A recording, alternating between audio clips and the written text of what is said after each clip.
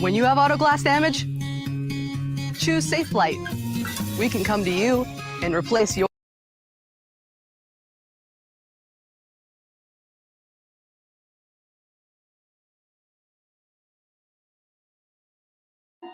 Ведь придет пора, далеким звездам мы проложим версты, и, может, скоро наш корабль умчится к звездам.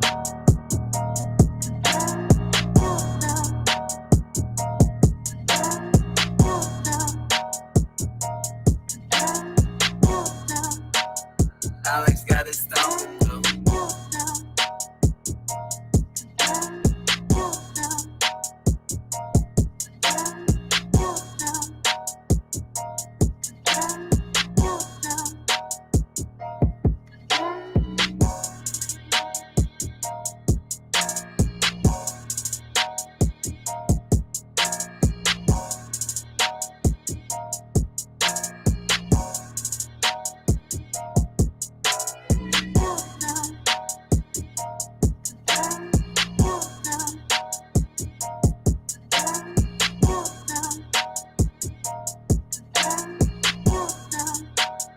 Alex got his stomping though.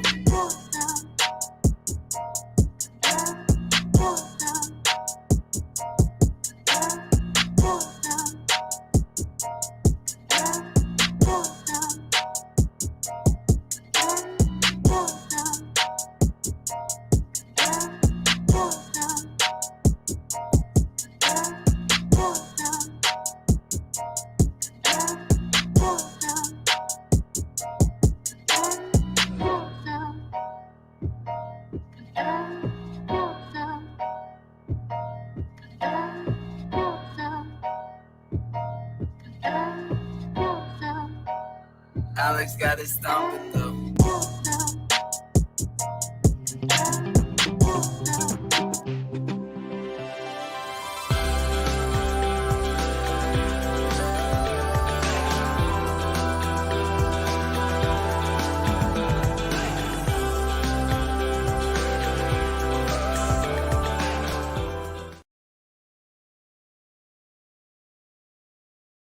They hate when you elevate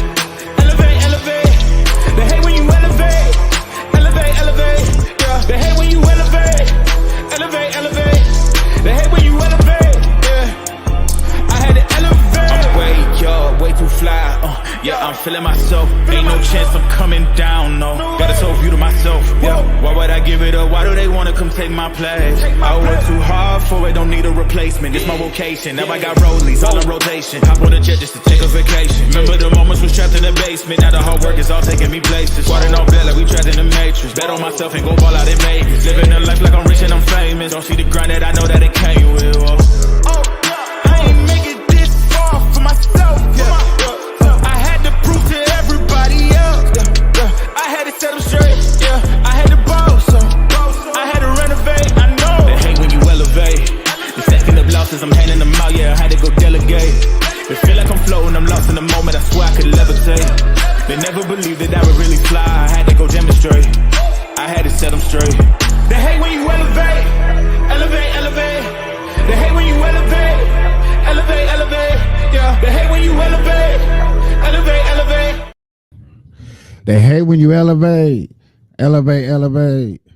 Burn Live, y'all. Marijuana keeping y'all connected. Hashtagging these red eyes, changing the viewers' eye red. Definitely keeping underage smoking off social media.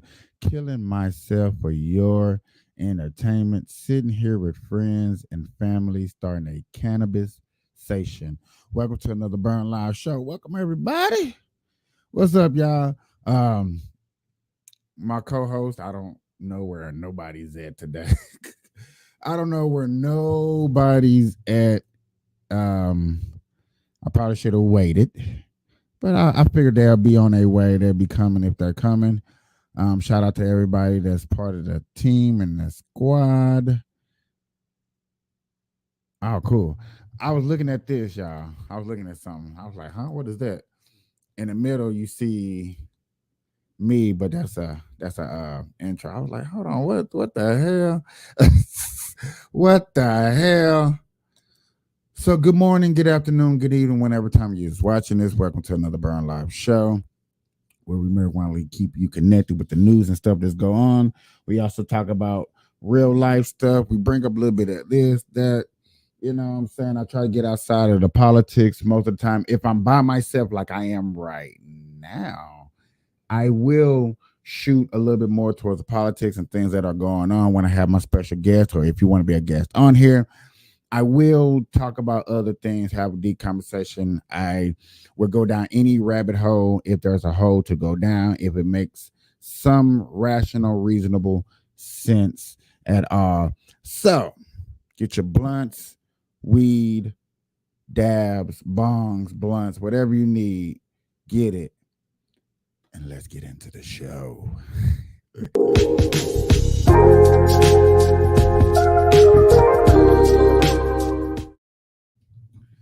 All right. I just think that intro is like separate from me talking and what's called. I really had plans, like, if when everybody was coming here, I was gonna ask them, what was your favorite movie scene of all times, or TV show scene? What was one of y'all favorite scenes to a TV show or movie that just all time set in your ear? And is that's what it is. You know what I'm saying? Do any of y'all have any of those? I had one in particular in my mind popped up. My favorite scene that I think was just it and dramatized was actually Game of Thrones. Had the best scene. It was the longest. Matter of fact, I had two of my best favorite scenes of all time. One with Jon Snow is trying to get his little brother from the evil guy in the middle in a big old field. I think that was one.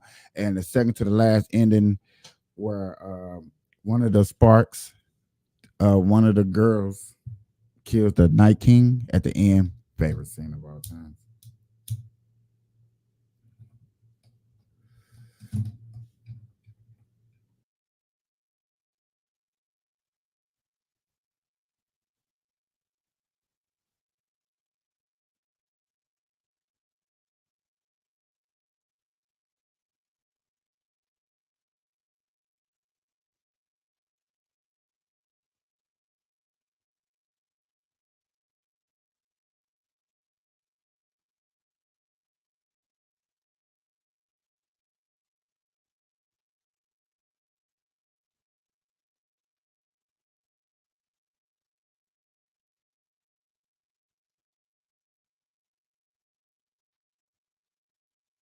and Carl Payne. I need y'all to click the link below and go vote for my guy. He's up for the Best Outstanding Supporting Actor in a Television Movie, Limited Series, or Dramatic Special. Ah! Go vote! Yes! Click the link. Click the link! Motherfucker. Ooh, let's get it. When you up and you winning, shit is awesome. Never. What would you say your top 5? Are you tired of dealing with worn out windows that don't seal, leak, or are hard to open? 5 episodes.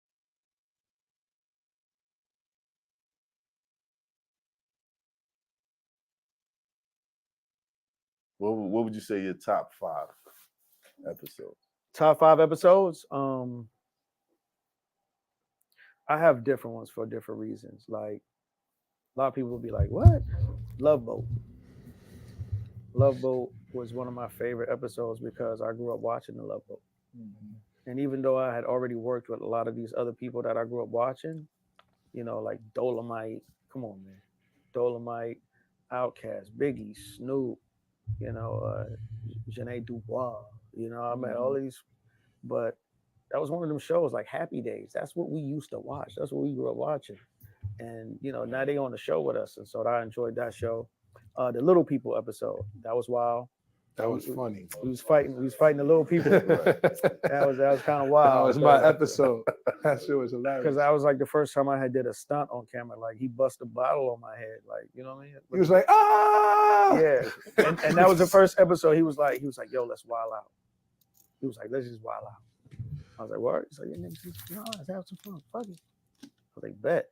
And that's when you start seeing Cole kind of, I mean, you know, and then Tommy getting on his knees to. I'm like, that's how you got your ass knocked out the first time. It was a wild ass episode. Plus Bushwick was wild. This nigga was having little people parties in his trailer. Rest in peace. This nigga he was having. All you saw was a bunch of thick ass little, you know. The whole trailer was doing this shit. Bushwick was a little, you know, yeah. He had a little, you know. Yeah. How many of y'all out there remember Cole from Martin? How many of y'all out there really, really remember Cole from Martin and appreciate the artwork that he put in, the knowings that if he got on your nerves, like that was part of his job to get on your nerves and to be annoying and to be a little slow and to date the fat woman and, you know what I'm saying, to see him now, 15 years later, the maturity, the accolades, all the stuff that he has been through. Have you seen him in a whole nother TV show? And what's up? You know what I'm saying? The fact that he's here, still alive, not a Tommy. He don't look bad. I'm just going off a picture. He don't look bad. Look like he's still in shape. Look like he still got it. You know what I'm saying? He ain't fell off the wagon. That's what I mean by, like, do y'all remember him and look at him now? He looks good. ACP, close the door. You letting the smoke out. I'm like, all right, bro. You got to see him try to get down off them stairs, though, because you know the trailer.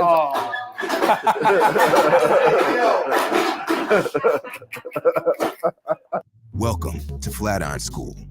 This is where you learn how the future works. Where the whole point of education. Yo, I was like, you need some help? I got you. The little people are heavy as shit. I don't know if you know. They solid. Yo, they like. Yo, come on. You can't say that. Yeah. They're like a bowling ball to a 4-year-old. Like, yeah, I'm telling you, they're heavy, yo. I was like, I got you. Oh shit, no, I got you. I don't have you. Yo, hilarious, man. Yo, whose idea? Why all the little people got thick asses though? Where did y'all get that? Nope. I'm saying little people and those classrooms that were on the outside of the building. Nope. You know one. Nope. Can the dogs? Where I back away slowly. Can the dogs? You know, Listen, I did this on the show one time and I got letters. Oh, for real? Yeah. Oh, wow. And I ran into one of the guys that was writing me. So what if you did this? No,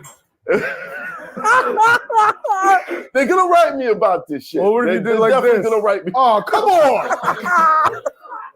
Stop. It's not funny. All right, no. Not funny. First of all, we're not. Dave said it was okay, but we're not making fun. We're not doing that. That's Right. not what we're doing. Right.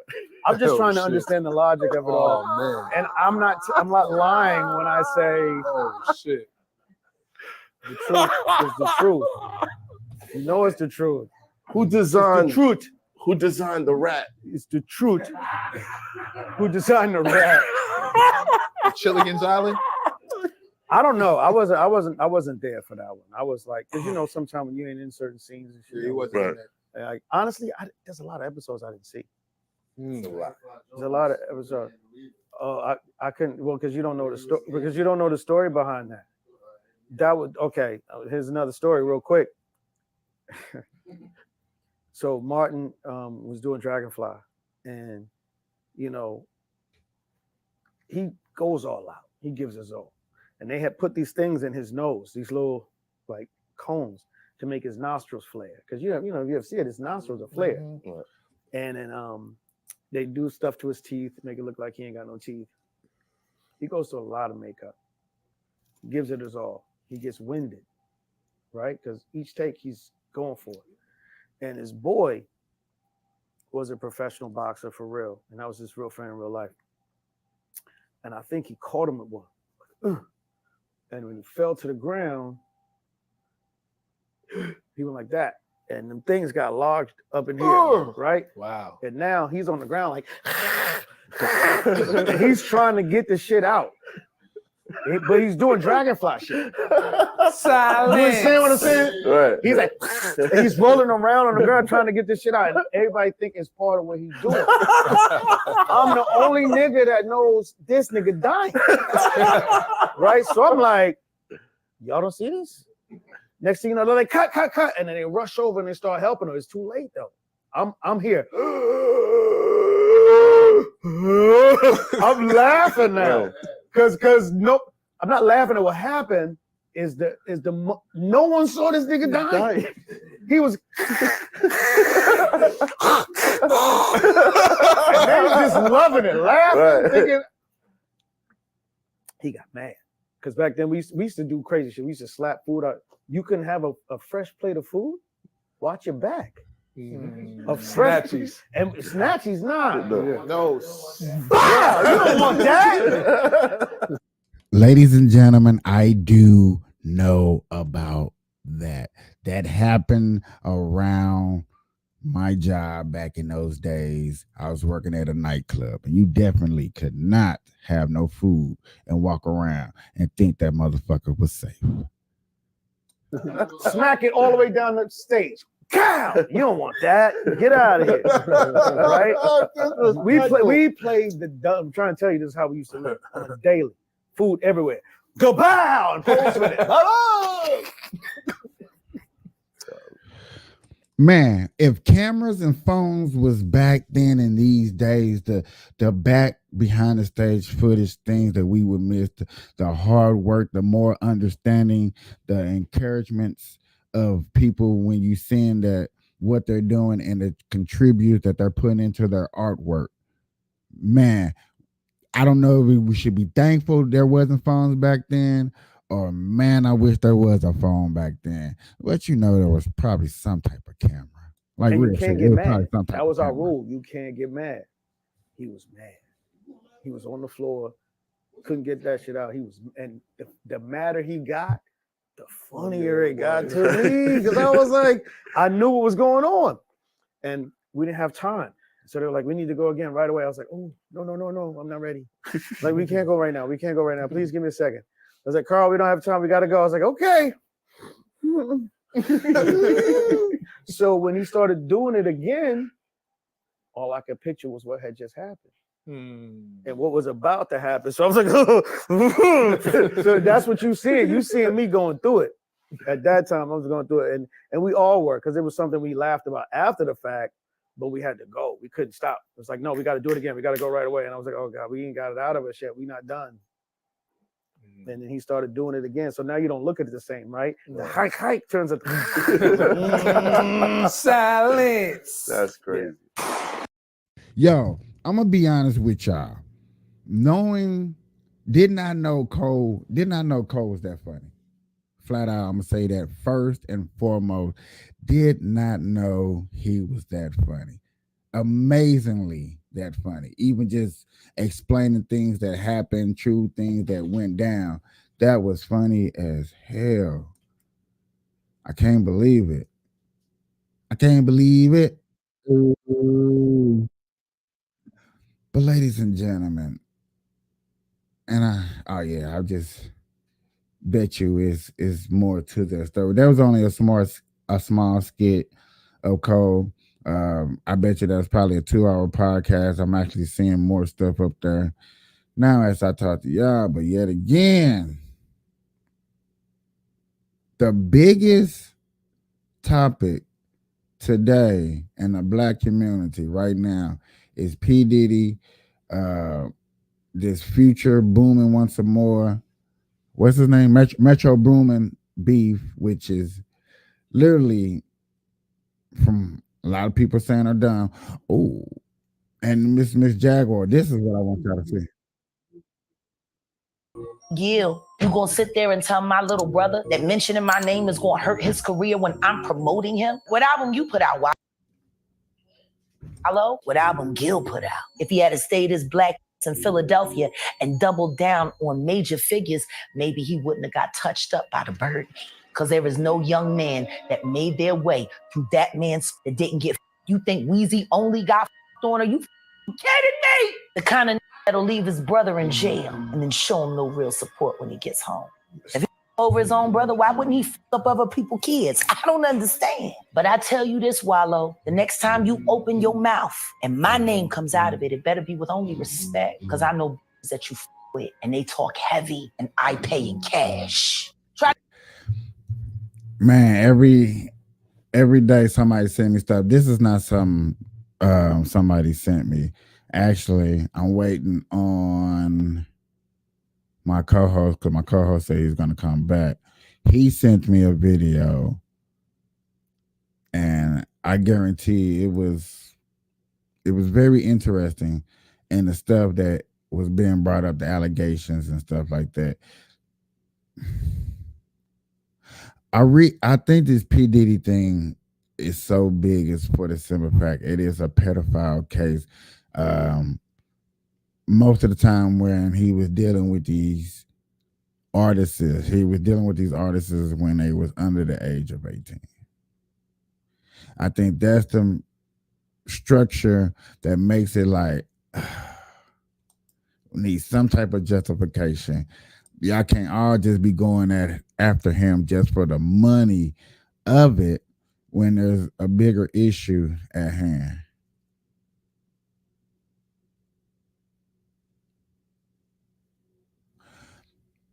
North Carolina Chapel Hill student sings the national anthem. Okay, this is real quick. Because this is what I like to talk about. Is American policies.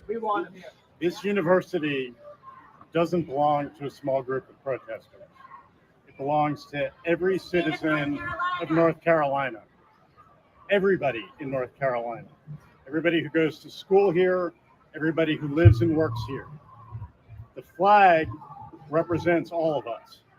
To take down that flag and put up another flag, no matter what other flag it is, that's antithetical to who we are, what this university stands for, what we have done for 229 years.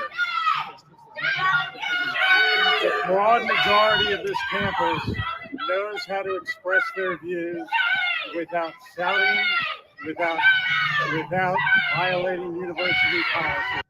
Yet again, ladies and gentlemen, he's explaining that taking down a flag doesn't represent us. It's scrutiny to go through this.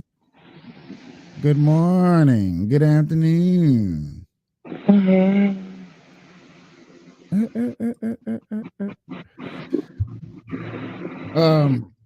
North Carolina sings the national anthem while woke protesters take down the American flag is what I'm discussing right now.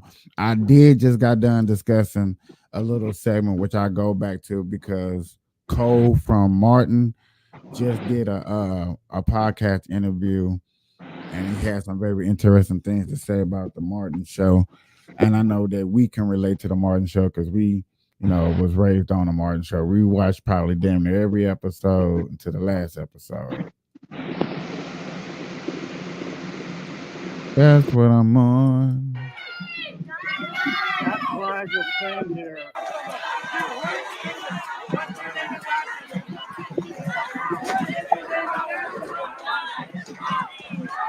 Now you see.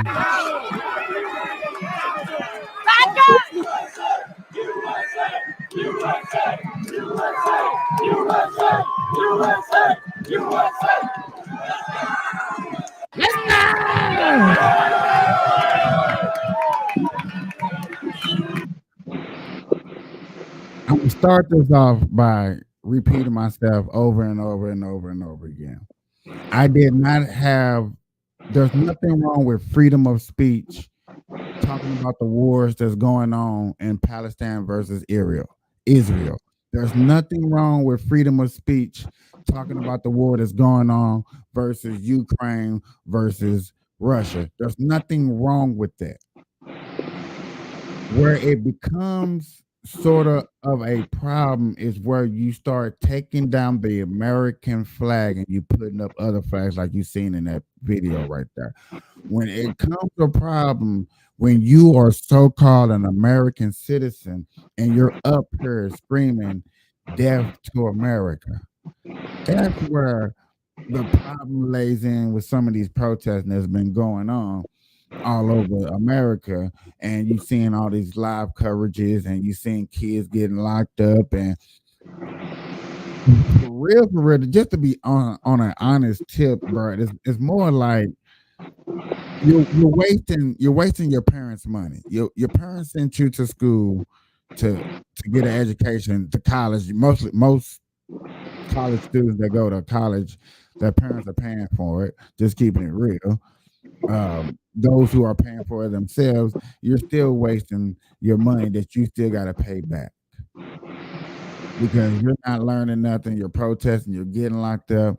You're building a record that you're not even going to think about when you're 30 years old. But when you can't get a job at 35 and 40 because of a protesting record, then you're going to be feeling some type of way. You really, really is going to be trying to feel some type of way.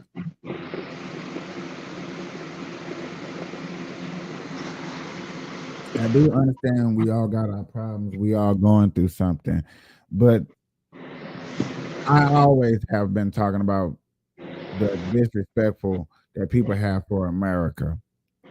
Like you're a citizen. Everybody be like, fuck America. But yet again, you're not going to go to no other country and have the freedom of speech that you have. You're not going to go to another country and do what you want to do. Probably not even going to have your own religion that you believe in. And that's the part where I'm like, well, you fight for your mother and daddy, but if there was a war breaking out, you're going to send what? Nobody. You're not even going to try to fight the war. You're going to be all your kids, you and them just all going to run. Okay. I get it. I get it.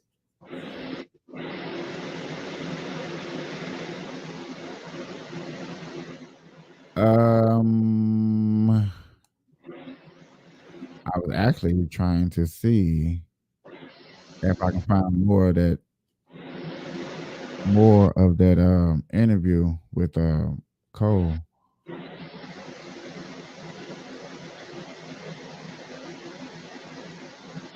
How you been, Miss Georgetta? What you been up to? Fine, tired. I fucking dozed off. I'm like, oh man, in my sleep, I can say, okay, get up, 10 o'clock, put the boys to bed. I'm like 9:30. I got 30 minutes. I'm laying here and I can hear it in my sleep. Like the show, I pop up like, oh wow, time is it? Yeah, I understand that to do this. That's why I don't know. I was like, do y'all want to pick a earlier time or anything? I didn't know. I don't know. I'm always ready to do a show.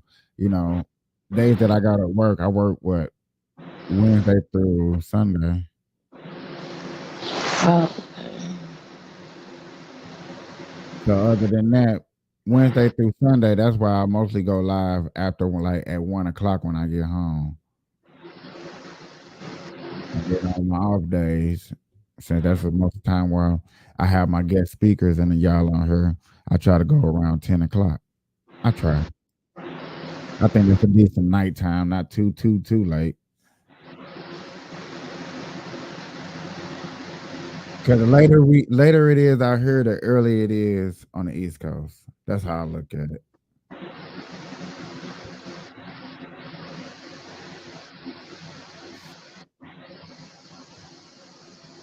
So I found another segment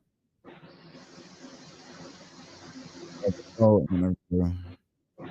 This is they're gonna be talking about Tommy and drug dealing and pimp and stuff like that. So get in here and hopefully we can get a conversation started off for this.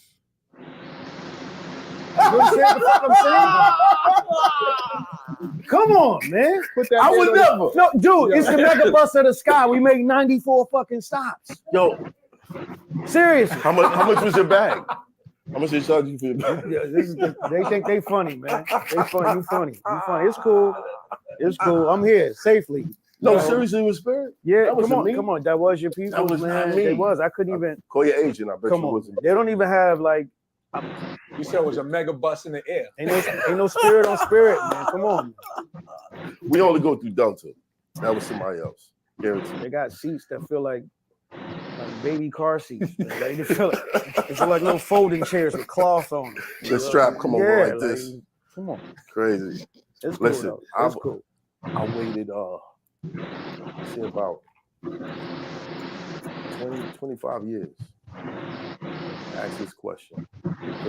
It's something that's plagued my mind forever. What was Tommy's job, bro? Like for real, what was his job? Like everybody was.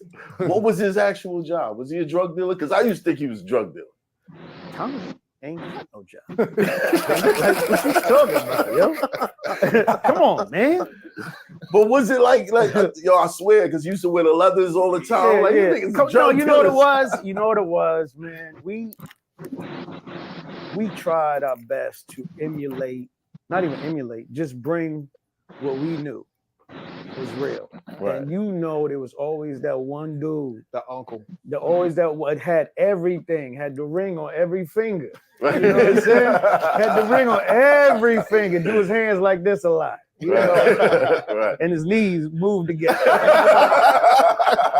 But you never knew what he did. But Right. He was always fly. He always had everything. Yeah. So, you know, we tried to bring a lot of those things that we grew up having to the screen, you know. But in real life, first of all, Tommy was like my best friend. Tommy was definitely my best friend in real life. And he was like, when everybody would say, you know, he ain't got a job, he would say, yes, I do. I'm being about my father's business. That's my job. And he was really heavy into, you know, changing, making a change for the future, like kids, and reaching back and giving back and making sure that, you know, young boys knew how to grow into men and be responsible and responsible. Like he was really a child advocate in terms of, you know, the future. So it's always funny when everybody talk about not having a job. And I'm like, oh yeah, he did. He had a big ass job. Right. You know? Yeah, he was very, very much a mature voice on the show. Yeah. But he'll be missed. Love Tommy. Tommy Yeah. Wild. Yeah, rest in peace. All right, let's rewind back. Yeah. We watched the clip earlier. Okay. You got casted for The Last Dragon. and you learned a lot of things Yeah. during that casting. Can you break that down for us? So I was new. I was a newbie to the game, and back then you used to have like. Did you know he paid in The Last Dragon?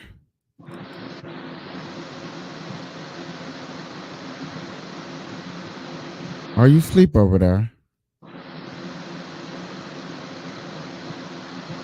Georgetta?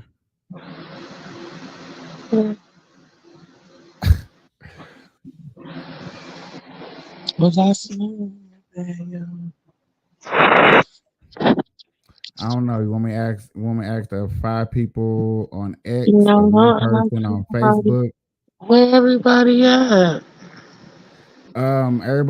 April just texted me saying she finna go to the casino and lose her money. Homeboy said he finna go and get some Red Bulls because normally I have Red Bulls for this night show, but I didn't feel like going to grab none. I almost thought I was gonna do the show by myself. But like they were just saying, Tommy was in Last Dragon. I'm like, I didn't know that. A lot of different. The process was longer, right? Because you would audition and then you would get a call back, and then you would get like a second call back, and then you go to the producer session, and then so it was like a lot, right? Tournament style. Different. You know, you got to be a different animal, and you had to win the room over every time. Long story short, that was one of the first things I learned on how to audition and how to whatever, and it came down between me and the cat that was playing Richie originally. And, you know, there was like, they said they had some other roles they wanted me to look at, and I was like, cool. So they eventually brought me back for this other role. But that was the first time that I realized you could end up on like the cutting room floor, because we had a whole scene. I was just happy to be a part of the thing, you know what I'm saying? And we had a whole scene going on, and you see the movie, and everything is going before that. And then now you just see me helping him out the trash can, like, you all right, Rich? I don't even know if that made it. It's like in the background. I think you see my mouth moving, but you don't see the words coming out. Right. But that was the first time I learned, like, this is why I stopped shopping on Amazon, and you should too.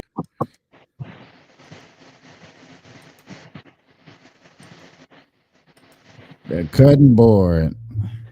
So what is he talking about? Him, his first time auditioning for Superfly. We just got done talking about him and Tommy, what was Tommy's job on the show. Just little interviews. I think it's interesting. I just think it's very interesting that he was on there. In Chicago are still sitting in a warehouse with no fucking outdoor space. And with a 4th grade reading and education, and they still foaming at the mouth because they're giving them drugs to get out of jail called the CUT program. And they're breathing mold in the air. And we forgot about the kids. We got bigger issues. I'm not worried about other people's problems. I'm worried about my culture, the people I love and how they're being oppressed, and the cycles that need to stop, and the people that are enabling us. And that's who I be going at. Success for me and how much money I make is how I move the needle for my culture. And I'm not talking about black, white. I'm talking about creative thinking. I think politics are dumb. If we're both fighting for America, how are we going to fight each other to fight for one thing? If I'm trying to save a block and you trying to save my block, I'm not going to fight you to save the block. We're going to fight together. So instead of worrying about the bullshit, we need to worry about what's going on with these kids, why they can't read, why do they build a jail cell for every time a kid can't read past the 4th grade? That's the problem. Is why is all this independent sector, the government with these big budgets, paying people to do things for the people, but they're not looking at where they're spending the money or how they're spending the money? How could a kid's jail be $1.2 a bed for a child, and they don't even let him buy a real toothbrush? That's the problems that I'm dealing with in this moment, is education and teaching, my culture. If you could, half the people that give a fuck about Trump or Biden, They probably don't even know how to get a law passed. They don't know how to lobby. They don't even know how to change things. You understand what I'm saying? Like, to make a law or to make change in America is a unilateral decision. A lot of people got to agree. So that should be what we should be doing, is trying to work on how to stick together instead of what makes us separate as a social class. It's not about black or white. It's about 99% of the world that got to work for the 1%. You remember that question I was asking you and my cousin about who was a famous person that you know that's black that you can name that want to be a president of the United States of America? And I said, Dame Dash. It's quotes like that he says. And like I said, you know for a fact how he talks. You can hear in his voice that he's going to give back to the black community. He's going to make sure the hood eats. But yet again, he's going to worry about America. He's going to put America's agenda first. And that's the part where I be looking at. That's what I be looking for as anybody want to run for president. What are your goals? What are your policies? What do you stand for running for president? And I will always think in the back of my mind, if I had to pick a black person out of the blue that I can choose to be a candidate, it will always be Dame Dash.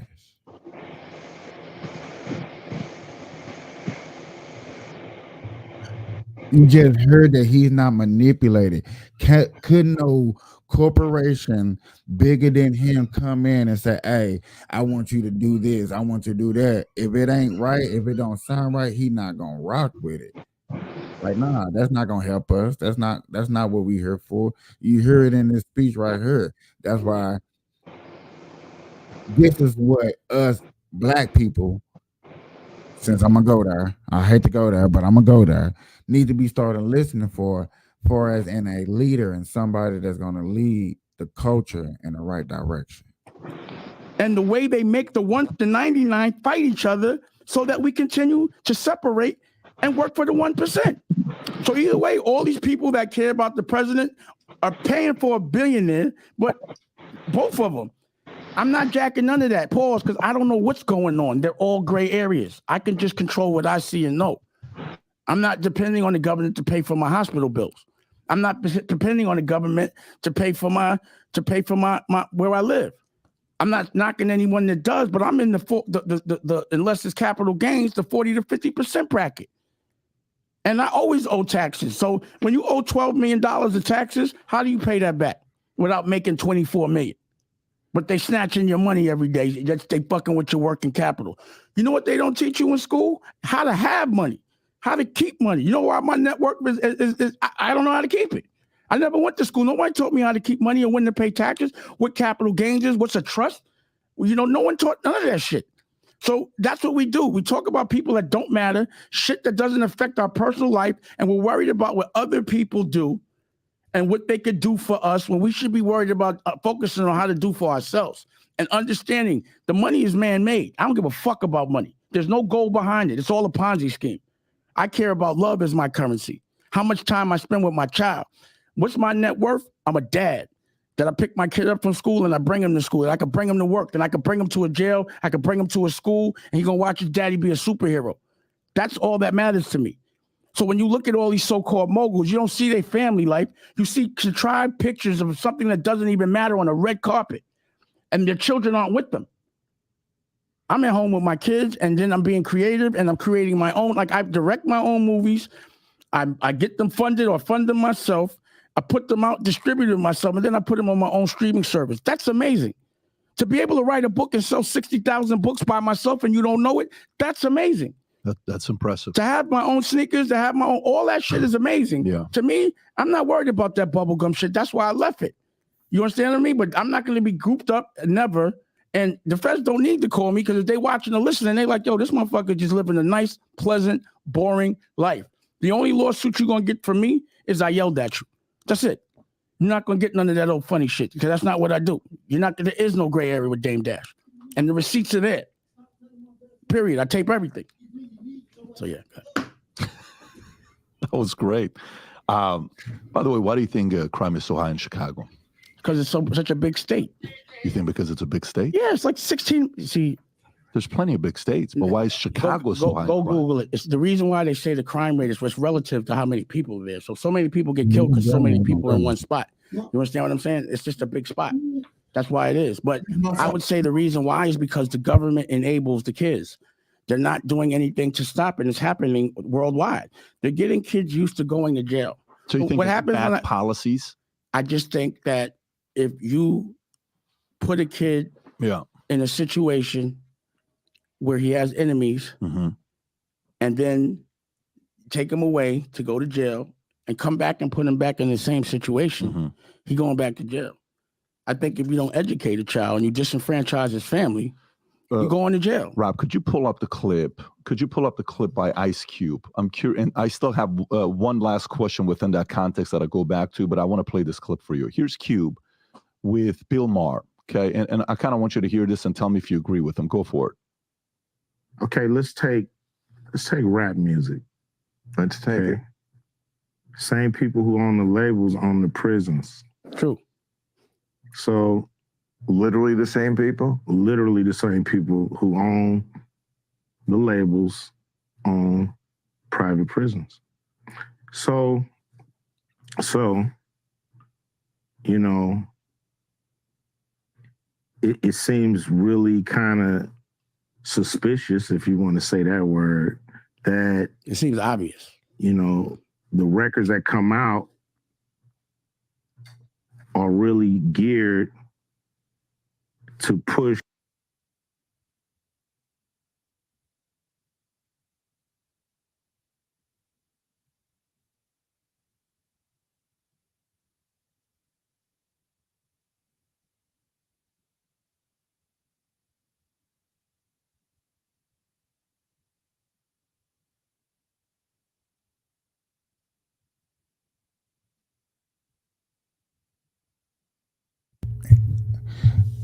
Ice Cube, a person that finally got to see that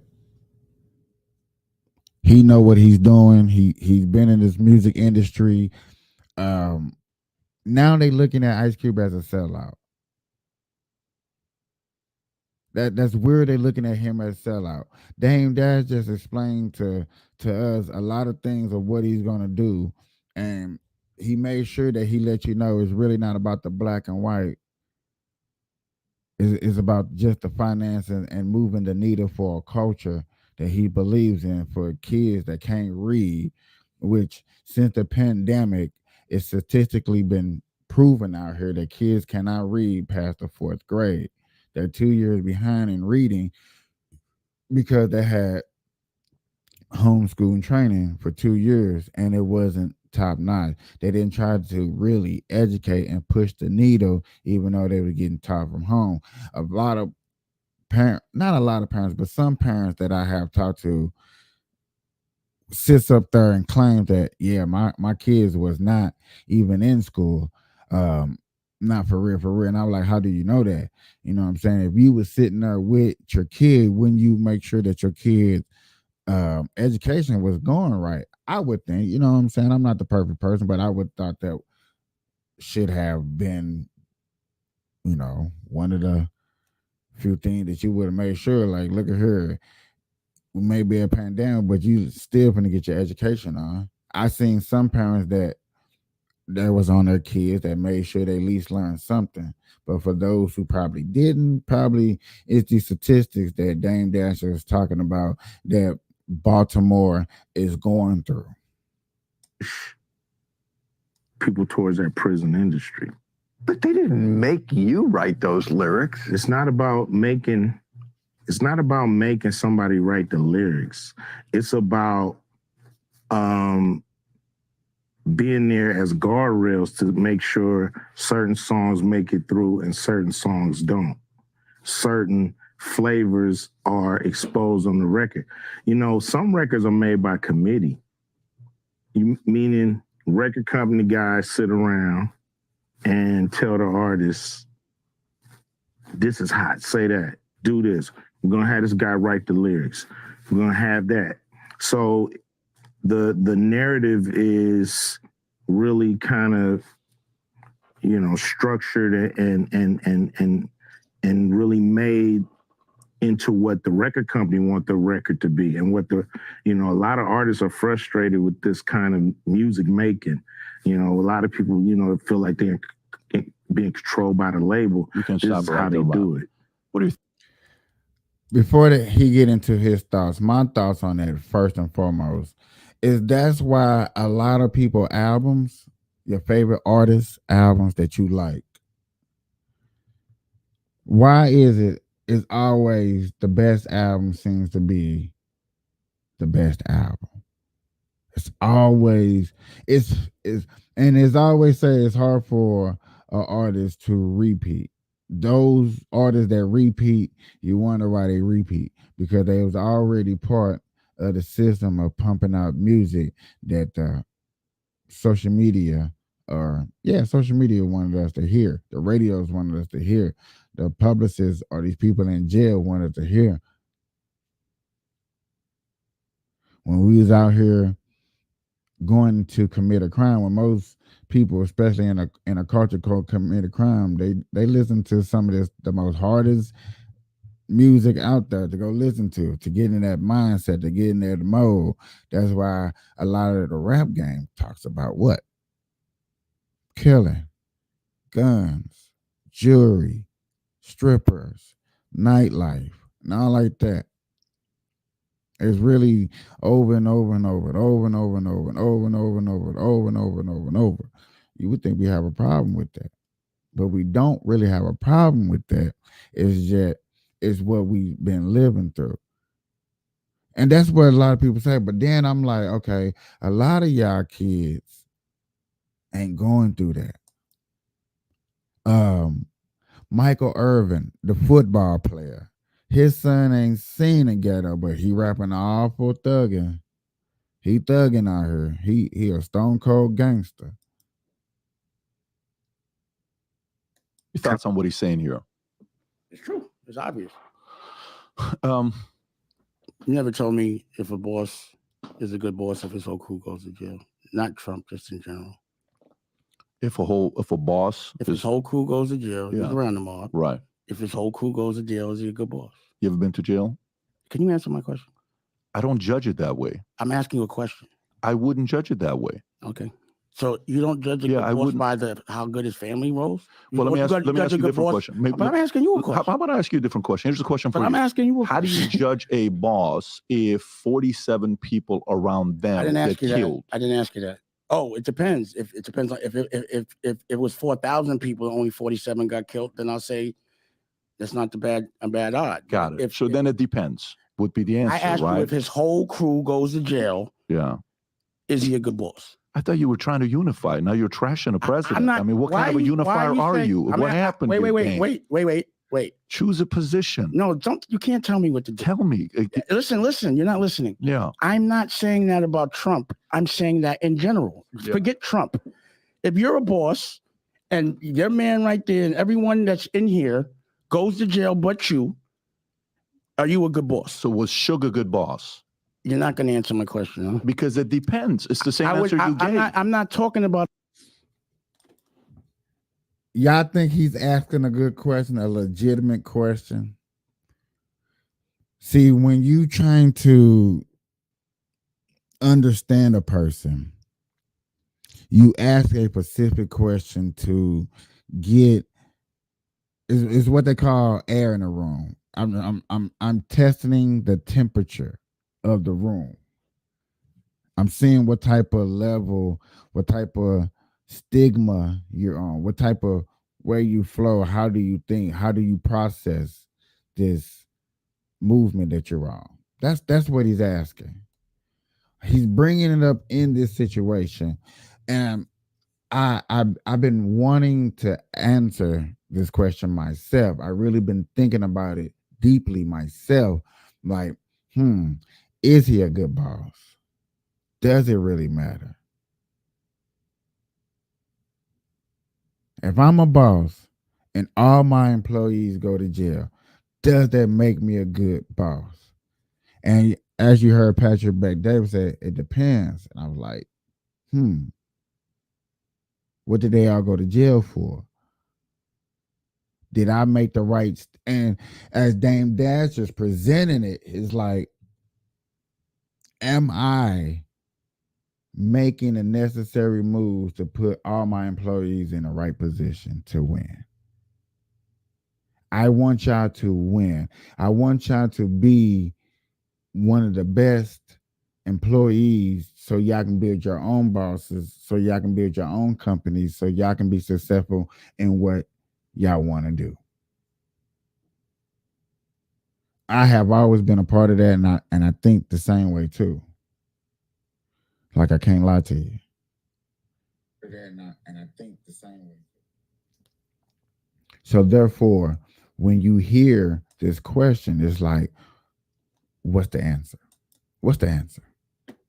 About another man. I would tell you it depends.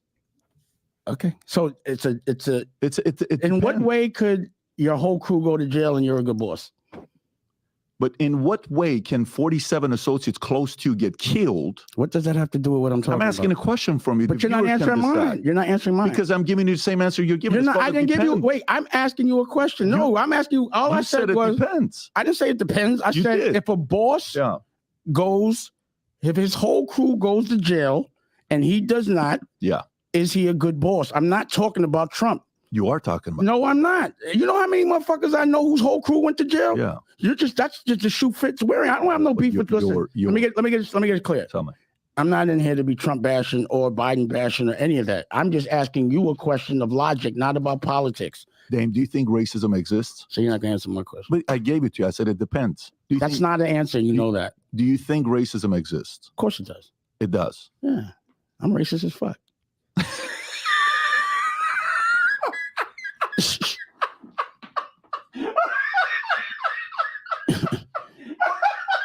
So funny about that. Yeah, you said you're racist yourself. Yeah. Why are you? I'm against bitch ass niggas. Okay. So, but is that skin color or could that be white, black, Asian, anything? White, black, Asian, anything. Okay. So let me specify. Do you think racism towards a skin color or nationality, ethnicity exists? There's definitely things that I assume because of color. If you want to call that racism, just because of natural experience. And so what do you think about when you see a white guy executive of a major label? What do you think about? Of a major label, like music label. Let's just say. Let me finish. Yeah. A major black label. If a white guy's running a black label, that's problematic for me. If a white guy's running a black label. Yeah. How about a black guy running a white label?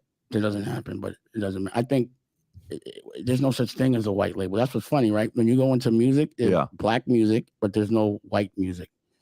They don't have a white music division. It's just a black music division. Why is that? Is that racist? So I'm asking you, is that racist? Can you be? I'm not in the space, so I don't know. So be specific. Like who has a black?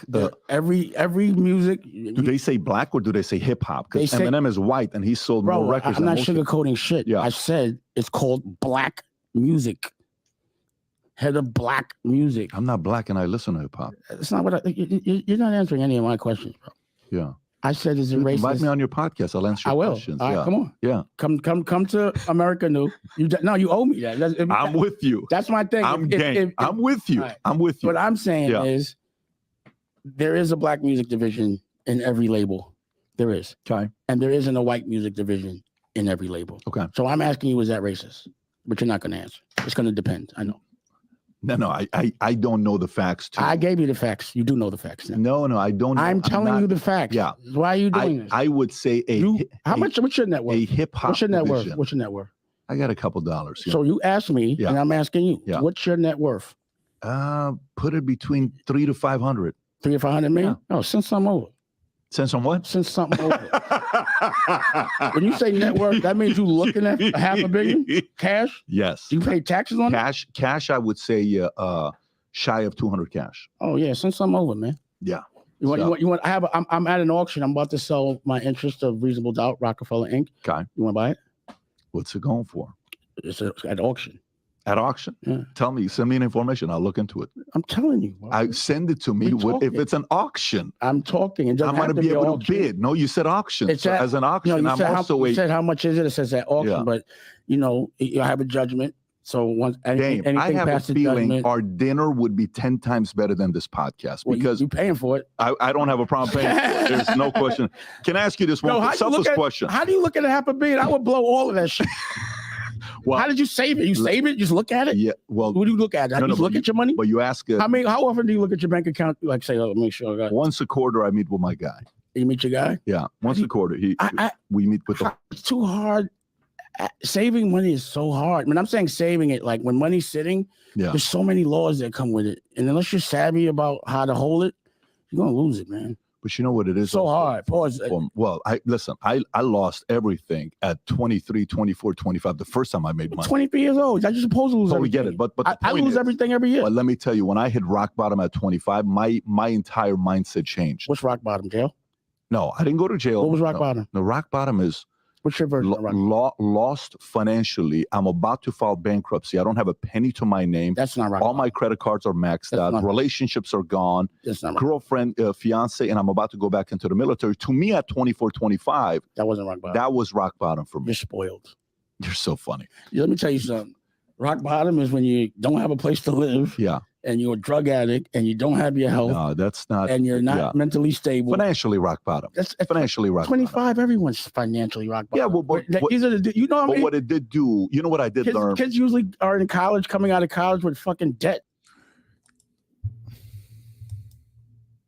You see two different bosses. This interview, you're looking at two big bosses battling back and forth, understanding the situation, understand that both of them have totally different paths. Do y'all see the path from a street life? Let me pull it up for y'all. Dame Dash, street life. You know what I'm saying? In the hood, in the ghetto, had to pull itself together, knowing that the odds of him making it out of the ghetto and keeping $1 million was low. Patrick Bet Davis, a man that came over here across seas that was in the middle of an Iraqi war. Parents came over here legitimately, the right way, the correct way. He's seen two different wars. When he came over here to America, he joined the military. Got out, got into finance, figured out how it was done, built his own company through finance. And now he's worth what he is. Two different bosses that see America in two different lights. But both of them been through a struggle. But yet again, only thing I'm saying to this is you see how Dame Dash just knocked his rock bottom. Oh, that ain't rock bottom. How are you gonna tell somebody from their rock bottom because it's not your rock bottom? And I do get it. I understand everybody's rock bottom is different, but understand what rock bottom and the basis of rock bottom is the bottom to where it changed you to where you didn't want to be at this position no more. Ladies and gentlemen, I'm gonna take a quick commercial break. I'll be right back. If you feel it, if you feel it, if you feel it, if you feel it, if you feel it, if you feel it, if you feel it, if you feel it, if you feel it, if you feel it, if you feel it, if you feel it, if you feel it, if you feel it.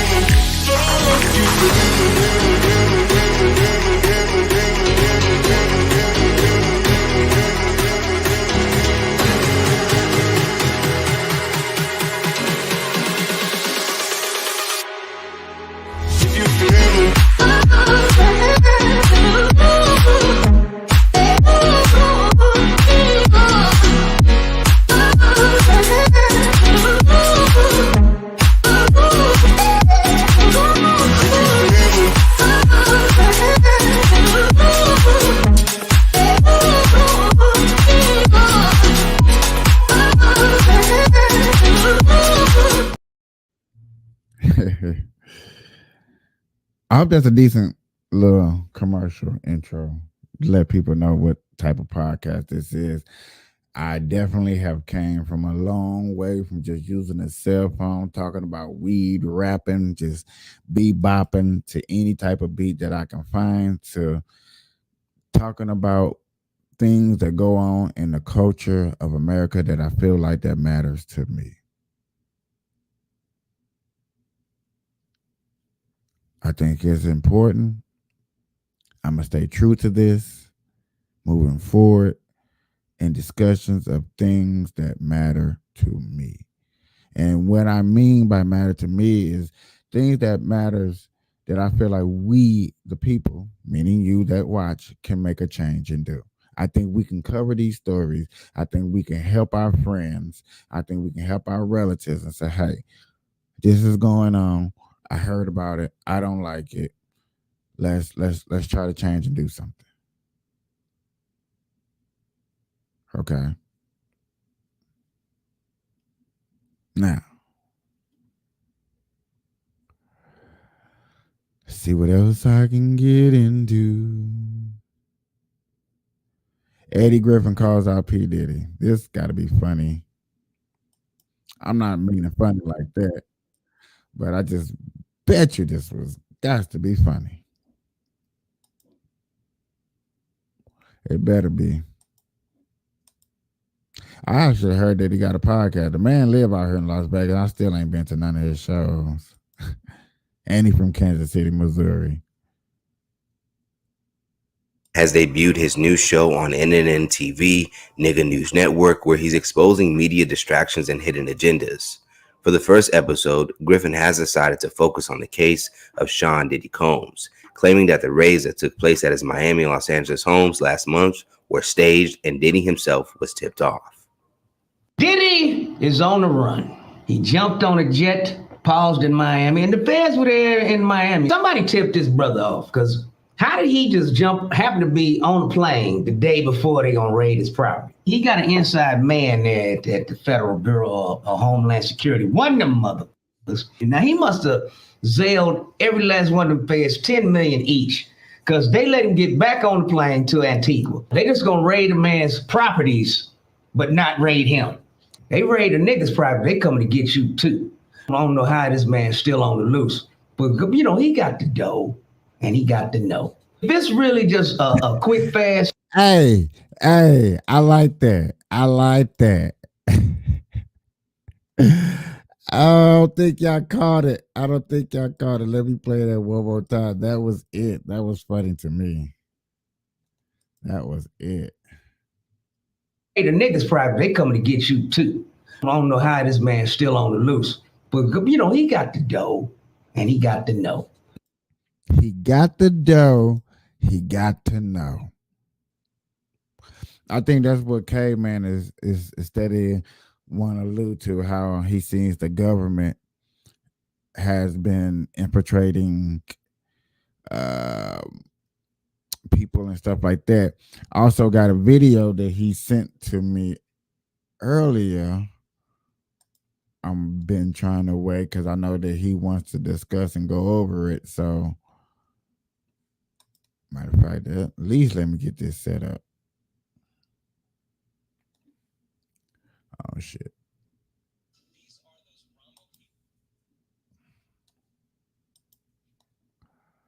Okay, I got it set up. Let's go back to this and see what more got to be said.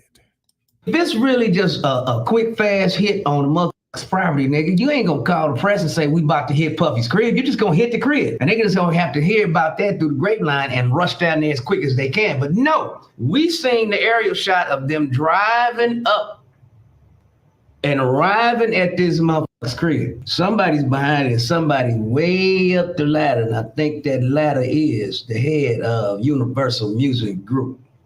See, he called in his favors from his friends. Now, Griffin would also wonder why Diddy's sons were left at the house, leaving them to be placed in handcuffs. Griffin was asked why they couldn't get on the plane with their father. Griffin's larger question was centered around the media asking what they're covering up. According to Griffin, the media decided to focus on reporting Diddy as opposed to the cargo ship that crashed into the Baltimore Bridge. Not only that, but Griffin would also reveal his true thoughts on why this is all happening now. Clive Davis, yeah, that's the monster.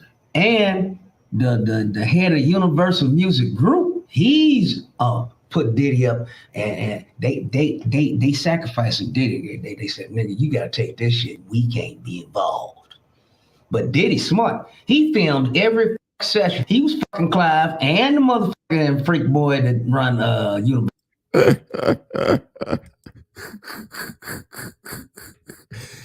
Not Diddy recorded every time he spent and been like, look, I'm finna get everybody on tape. See, that's where that Epstein come into place. Versus Music Group. Now that's why they raiding the house, because they got friends in Homeland Security and the feds, and they said, get in there and get them tapes from this nigga. He trying to blackmail us. That's what I believe is going on. Now you can see a part of Griffin's response was that he would listen to a report on the raids while poking holes in the story. To Griffin, it was clear that this incident was staged. One big reason being is that the media and press were present for the event. After listening to the report. Now, I played that, ladies and gentlemen, because that's where I do have this other story, and they're not gonna let what the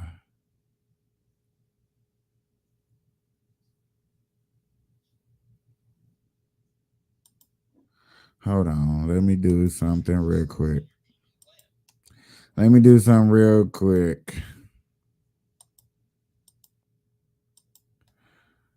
All right, since they want to play me like this, I didn't think they were gonna do me. They did me.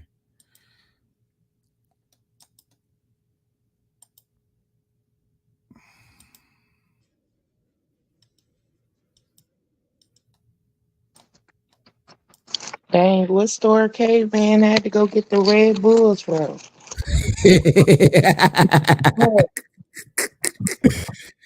I'm trying to speak on that topic you was just talking about. I read that interview old girl had about Diddy. I'm finna play it right now because I just showed they were Eddie Griffin was talking about it, so I was literally just finna play it right now. I promise you. Like, he taking too long. Yeah, he got the best story, but he not here to cover it.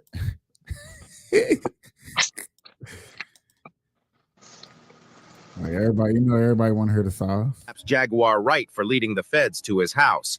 Breaking news, the Department of Homeland Security has just confirmed to CNN that federal law enforcement agents have raided properties owned by musician and producer Sean Diddy Combs. So Diddy has just lost the plot and seemingly is now going after Jaguar Wright for the part she played in leading the feds to him. They were saying I was crazy. Shouldn't I ask somebody? Yeah, that's fucking amazing. If they was hearing what I was hearing. That's amazing. They said I was crazy. Oh man. All right, so let's do it like this. We're gonna loop back to that because that's a whole saga in itself, and it's been a crazy year. But the reason why even right now your old interview that you did last year is trending even crazier because you're almost like not Nostradamus, but Thomas. To that, jeez Louise. Oh my God. So when you said the day of the raid, you're talking about the raid on both Miami and California. And New York simultaneously. Wait, New York was? Yeah, the New York house was raided as well. Oh wow, that didn't even. Yeah, they didn't even really. 3 states working in tandem, and they did not tell the officers who they were raiding. They went in tactical as they were instructed to. They didn't know they was raiding Diddy's house. The higher ups didn't tell anybody because they knew with Diddy being a Fed informant that he had people in the force and they wanted to make sure that went through legit. So they ain't tell nobody whose houses they was going to. That's why you see the guns. The cops didn't know that it was Diddy's house over there in Beverly Hills around the corner from the Playboy Mansion. They didn't know until they seen the kid. Jaguar Wright has always been pretty vocal about Diddy's dark side, so all of this must be vindication for her.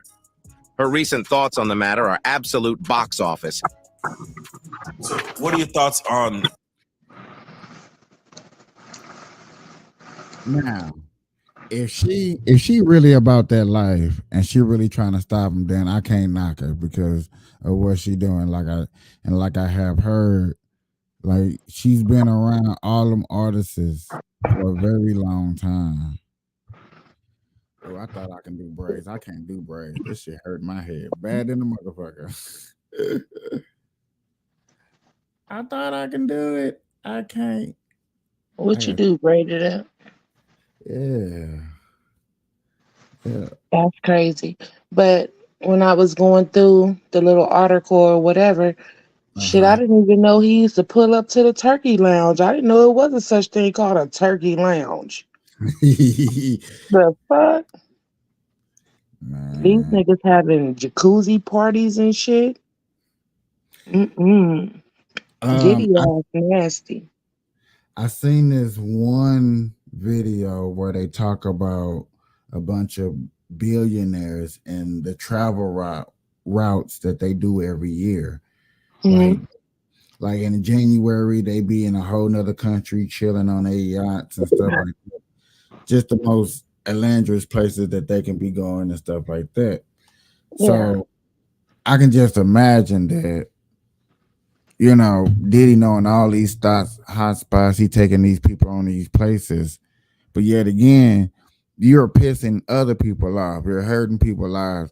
And this lady right here has been waiting for a very long time to get at you. Like, bruh, everybody knows she been wanting to get at Mary J. Blige. Like, come on, dog. Wait till these people slip up, and then she gonna be going, you know, at her next. Real smart. The show of force, even not knowing. They did their job. He's a sex worker. He's got guns, and he's got semen-coated fucking VHS tapes. Damn. Semen coated VHS tapes. See, you know how far VHS tapes go back? This nigga been a butt diggler. Like, oh my God. Because in the 90s, I heard them say something about him and Aaron Hall. So is that song Aaron Hall put out, I Miss You, was he talking about Puffy?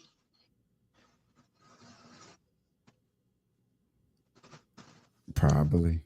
I can't even. I mean, because like when we found out that Luther Vandross was gay, I got punched in my shit. I couldn't tell my auntie nothing. I was like, nigga, I think I was like, growing up seeing Luther kind of had a ideal he was gay. Just like I didn't know Jaheim was gay. It's a couple of artists out here that's mind blowing, like, wow, like, but you had a thought about it. But yeah, Luther Vandross was always on the on the rope. hit list. On the hit list of being that's sad. Sad. What else she got to say? I would have went in a hazmat suit. So let me ask you this. When you first told us about your thoughts and you honeycombs is what you Yeah, the honeycomb.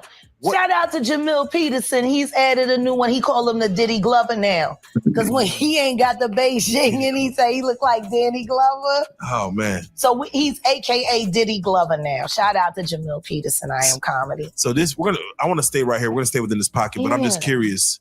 What did you know that was going on in the world of Diddy, Puff Daddy, P. Diddy, that the world didn't know? What did you know back then, 3-4 years ago? Gonna come forward. So how'd you know? What'd you know about what Cat? Because to hear that explain. Yeah, but if I explain how I knew Cassie was gonna come forward, that could hurt some people. Which is why. Boy, if she would have known that she was finna go out there and do her thug thizzle, stop playing. She would have. How long was Diddy and Cassie together? They was together for some years, huh? If I'm not mistaken, it was the thing said like 10 to 13 years, maybe 8. I know it was like 10 to 13. But then I got confused because she had, she had also mentioned about how Kim Porter passed away and how I'll Be Sure went into a coma. But ain't one of them kids by that with Diddy, I'll Be Sure's son? See, that's so deep. I don't know. Like, I think Quincy is I'll Be Sure's son. Google it right quick, if I'm not mistaken.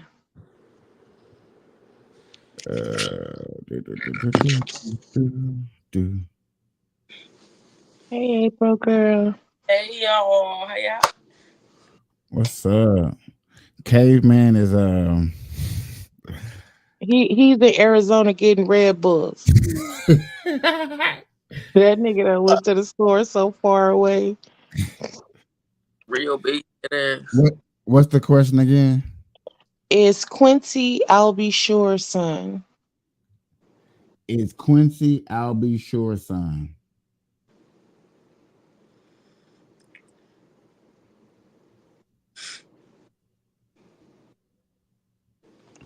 Hey Siri. Hey Siri.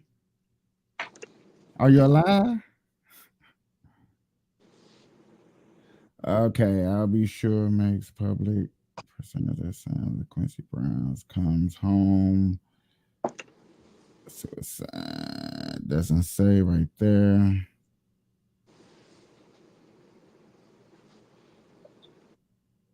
Who's the motherfucker back there, ain't it? I guess yeah. From this 1991 January born. Yeah. Ooh. It looks like yeah. So that means Puffy. So I'm trying to figure out how did this all come together? Because if I'll Be Sure used to work for P. Diddy, how the fuck did Cam Porter and Puffy fuck around if she was fucking around with I'll Be Sure? That's crazy. Everybody, This shit is deep. I think everybody was sleeping around, but yet again, I think the little article that I played earlier where Eddie Griffin said this is higher than P. Diddy. P. Diddy had to know that they was finna raid the crib. Yeah. Even though his lawyer came out and made a statement and said that P. Diddy was already heading on vacation with one of his daughters. That's what the lawyer so-called said. So,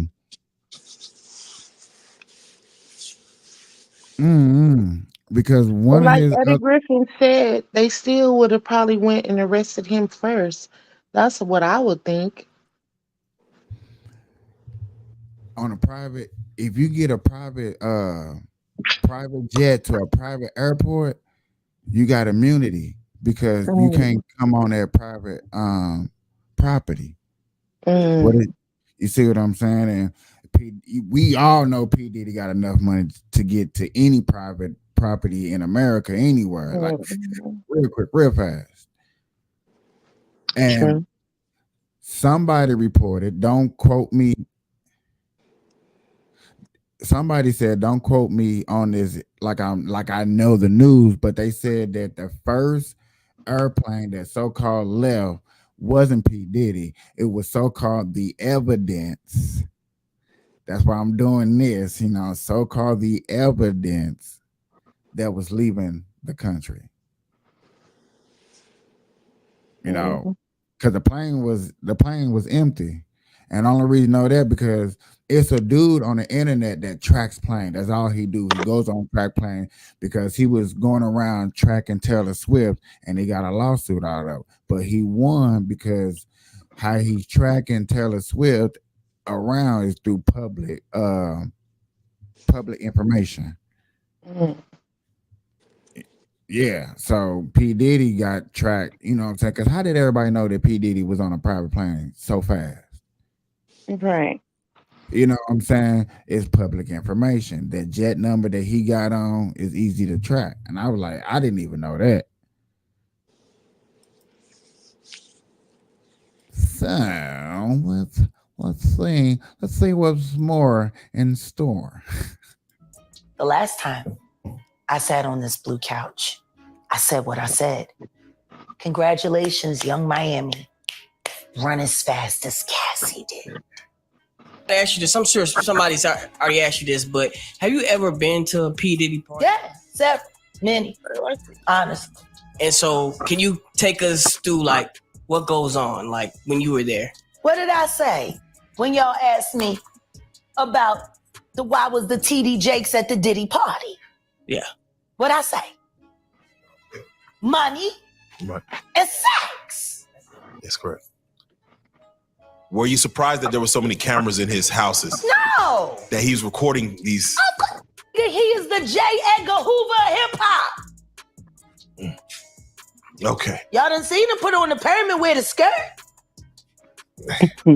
So let me ask you, when you hear that Cassie was told to hire male escorts to come in what they call freak offs now.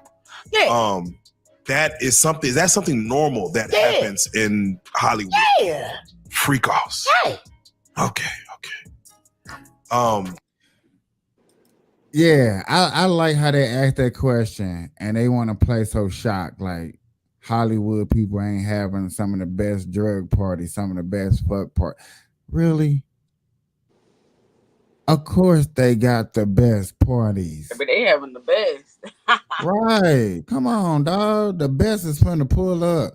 The best drug dealers is finna drop off and keep it pushing. That's I don't know if that just a question of hearing how he trying to play like he was shocked, like they was having the best freak offs. Yeah. After Luke and what he did in Atlanta, wouldn't you think he had some of the best freak offs? I mean, it kind of go together. It's a normal routine. That's what I thought. Everybody know that. I've been saying it. Yeah. How many times I got these is wild. So do you feel like people, when they hear pink cocaine, Young Miami has to bring across? Wait, the Tusi. Yeah, the Tusi. That's what they call. I found out. I talked to my drug guy because I wanted to be informed. Because people was calling it Tusi, that's calling it the Tunchi. I didn't know which one it was.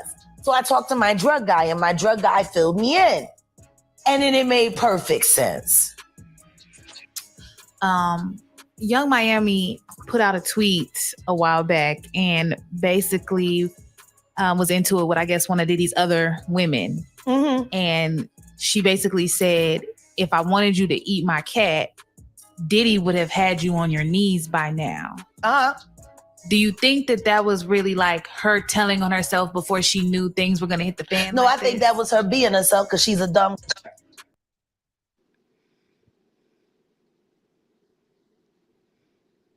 Do you think that statement right there is incriminating? Why did she a dumb bitch?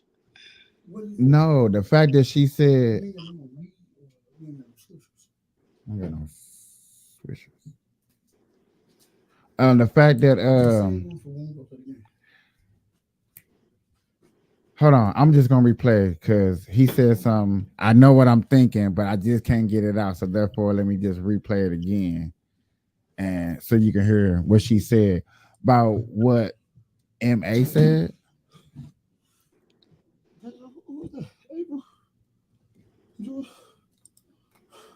He's by now. Uh-huh. Do you think that was really like her telling on herself before she knew things were going to hit the fan? No, I think that was her being herself because she's a. That right there. Her being herself. About her saying that statement about what she tweeted out. Do you think that was incriminating? Incriminating who? To herself. To young MA.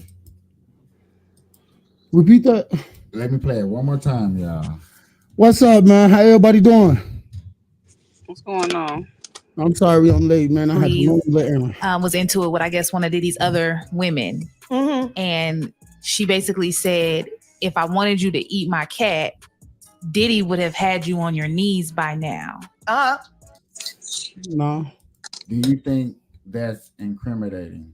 No. To say that now that it's alleged that MA actually went in the bathroom. I don't know if y'all heard this. I heard this. I You know did. what I'm saying? Come on, you it's gotta say actually it. a lawsuit that MA went in the bathroom and went after one of P. Diddy artists. No, MA cousin went in the bathroom and started gobbling this dude balls and dicks while he was taking a piss. And dude is suing for that because he felt uncomfortable. I don't know. How was that incriminating young mom when all she said was, if I wanted you to eat this motherfucker, Diddy already had you sucking that motherfucker? Because this is a like, because hey, that statement is in some of these films, and that's what they're trying to prosecute Diddy over. Nah. So, and MA is brought up on some of these court cases. She's in some of those files. Okay, true enough, but that's her.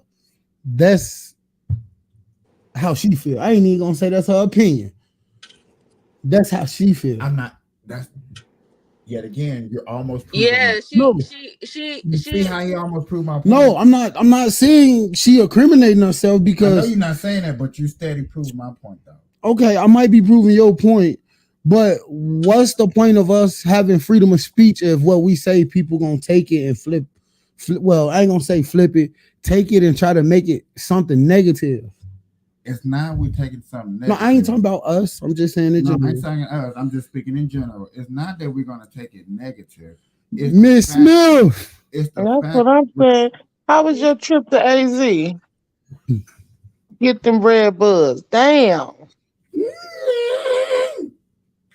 You been gone a whole hour, 32 minutes and 7.8 seconds. I ain't even gonna lie to you, my boy. My car was acting stupid, so I went to another store.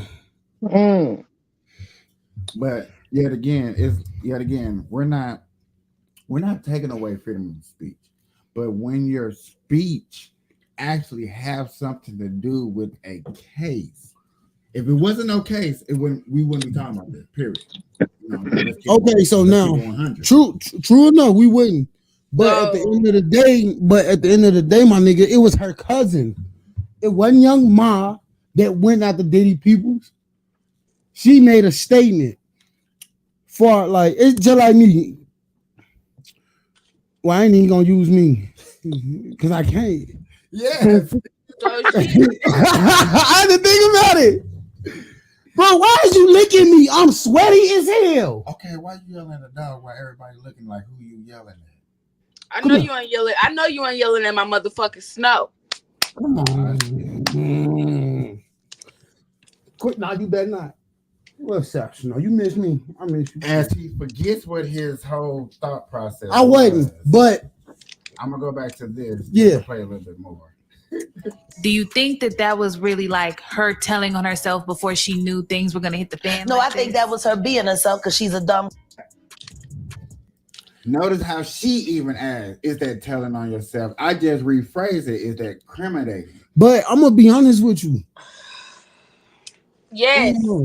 Yes, it is discriminating. She just discriminated herself because at the end of the day, I still don't know what the fuck what case they built it. But whatever case that they do have, her saying it is discriminating herself because why? What part of that statement she incriminated herself? Because she said that Diddy basically listen. She said Diddy, I can have her make Diddy have you on your knees. You know what I'm saying? How the fuck can Diddy have me on my motherfucking knees? No, she didn't say that. She didn't say that. Yes, he did. She did not say that. Go back, Michael. Go Her back. exact words was, if I wanted you to eat this motherfucker, Diddy will already have you on your knees. Exactly. There you go. You just said it. But that's not saying Diddy will already have you on your knees. Diddy will already have you on your knees. How the hell Diddy is gonna already have me on my motherfucking knees? What the fuck can Diddy do to have me on my motherfucking knees? His argument. Okay, let me tell you. Okay, I'm hearing his argument because of how you explained it. So his argument is, even though I made that statement, did that statement actually happen? Yeah. And if that statement didn't actually happen, then I'm not incriminating myself. And what we're saying on the other defense is, it may not have happened when you made the statement, but it's allegedly happened. What's the key word in there? Allegedly. But why is your name involved? Exactly. That is true. Why the fuck is McNeil's name involved? Because he was fucking Meek Mill. Oh wait! I'm gonna say this because I know Georgetta waiting to hear this shit because I know she'd have heard. I'm done fucking with TD Jakes. What happened? Did you block him? Can I say it? Can I say it? Yes. Why did I find a TD Jake books in this? But it ain't my TD Jake books though. I'm just gonna say that it ain't my book. You found the what? A TD Jake book in his crib. I said, man, what is this? Hold on, wait. Did you wait? Did you find it in my stuff or did you find it in my company's things? I found it in your home. I'm gonna say it like that. That don't mean it's mine. Oh man. No, I ain't gonna do Georgetta. I ain't gonna do them like that. Listen, they asked Jaguar, why do you think TD Jakes was at P. Diddy house? For the money and the sex. TD Jakes, I'm sorry, bro. What my phone at, bro? You gonna do it live? He can do it live. Be like, I gotta do it live. Oh man, I need you to hurry up and get to this turkey lounge. I'm sorry, y'all. What number is it at? Do you remember? It was a guy talking. It wasn't her. It wasn't Jaguar. It was a guy talking about the turkey lounge. In the St. Louis hat? Guess what I just found? Okay. Hey, ladies and gentlemen, guess what I just found on TikTok? What? Muted. I just typed in TD Jakes, right? It say TD Jakes, and P. Diddy. TD Jakes admits he's gay. Well, it's all surfacing now. He ain't got no choice but to tell it. You know what? I'm done listening to rap. I'm finna go start listening to white people shit. I'm just gonna keep it 100. This shit is ridiculous. And you want to know what's so fucked up? I would not go there with them white people when it comes to that music because they probably ain't no better. This is the shit. What Capiche was talking about, how the people before us that we look up to as legends doing this goofy, bald head, gay ass shit. Like, how you think I'm gonna look at the next motherfucker that try to be TD Jakes? Like, niggas, you getting fucked? Like, that shit weird. I feel some type of way. The weirdest, biggest question to ask me, you, and all of us right now is, or you gonna take that $2 million? Fuck that $2 million. I'm gone. Fuck you said. I don't want it. You can keep it. Oh wait, I'm sorry. How is we gonna change? How are we gonna be able to change the outcome for the future? We want to be able to keep this black culture going in the hip hop and R&B music, but we do want to get away from the pedophiles and stuff like that. We want to be able to look. So is there even a way, or is it just if you're into the music, you're gonna be lost? Do you believe let's be realistic here. Come on now. This shit gets deeper. This shit gets deeper in the industry as far as. Oh, hold on. Hey, April. I do got a point. I got something to say because the only new change I have heard. Let me put this up so you can keep going. The only new change I have heard is people are not going after big companies like Universal, like. New artists, they rather try to do it very independent, even if they got to start their own website and go out there. I have been hearing that new era of talking to where you can try to get away from the industry. April, I'm asking you because you was on here when I came in. Did you hear about the part where she was talking about when they raided 3 of Diddy homes? And the higher up didn't tell nobody who house they was going into. Mm-hmm. So now that falls back to, like I said, is somebody higher than all that is pulling them strings so Diddy won't go to jail because they really wanted Diddy. They would go or wherever he at and get him. Go ahead. What? That's Like, what I said too. But Capiche said by him being on a private, he had a private whatever. They can't go over there onto that private because that's what I asked too. They should have got him first and then raided.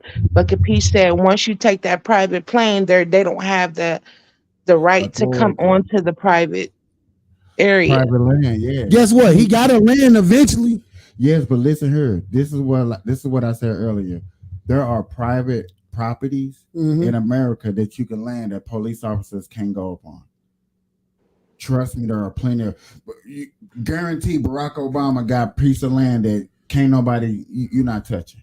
But I think they sitting here raiding P. Diddy house. They need to go raid TD Jake's church because that's probably where all of these You VHSs better is at. not bring his The mother sucking sperm top fucking name on the road. VHSs, whatever she said. Shit.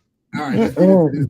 You want to hear the turkey? Make her look online for BBCs for their freak-off sessions. Oh, And yeah, I she wanna say bring that, this you up know, in here. this lawsuit that, you know, Diddy, he enjoyed watching her get smashed by BBCs.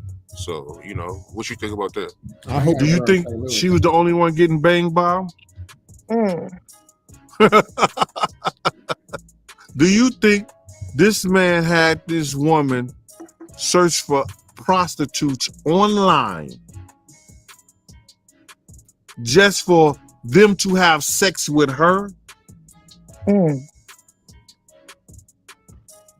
It's something fishy about that, bro. Because you got to realize this lawsuit and the information they had and they gave the Diddy people was 6 months ago. So some of that stuff was cut out. Okay, we're gonna give you this, but you got to cut this part out. Pause it real quick. I got something to say. Let's just say. So now, do everybody recall me asking what made her come out all of a sudden? Yeah. Now, that makes me feel like, damn. So you leaving Diddy was just a front, just so you won't get brought up in the bullshit when you do bring it out or he do something you don't like. Okay. But her and Cam Porter been trying to get out because Cam Porter was writing a tell-all book and she ended up giving it to Cassie. So both of them was already trying to get out of it anyway. But still, don't forget, Wendy Williams was one of the first few people back in the day that was trying to expose them. Yeah. Now, true enough, if that's the case, if you trying to get out so bad, why you getting fucked by BBCs with him? Yeah, y'all can fucking you BBCs gotta think together. about it. You gotta think about it. He's her If you trying to get producer. away, if you trying to get away, ain't no point. He got so much shit to hold her by to where it's like he pimping her. Like she don't have no choice. Oh, okay, so hold on. Let me ask you this, Georgetta. No disrespect when I ask this. Say I'm a record company. I sign you. I tell you, hey, go and look online for the fattest clicks. And we gonna do them hoes together. And you trying to get away. No matter if you break that contract or not, you gonna walk away from that shit, right? Right. So she had all opportunity to walk away. I think that nigga decided to stop paying her, and then all of a sudden she came out, or her new nigga got in her ear, and now she want to bring the shit out. But like even like old girl say, he started off giving her 500K. He broke it down to 250K. 250K, that's still a lot of money. You So still it gotta getting a meal. it still gotta be something she wasn't worth going through in order for her to just be like, fuck that money. Because 250K, that's still a lot. Okay, so now I'm mad. You. How long they been split up? Shit, I don't know. Shit, I don't even know how long they were together. So now, why all of a sudden out the blue, the shit hit the fan with all this? Yet again, because the law said. No, I understand that. That's what I'm saying. But come on, bro. Without that law, we wouldn't be talking about it. My no, because it was the shit. You might be right. My opinion. You might be right, but still, my boy. Without that law, you wouldn't be talking. Still, my boy.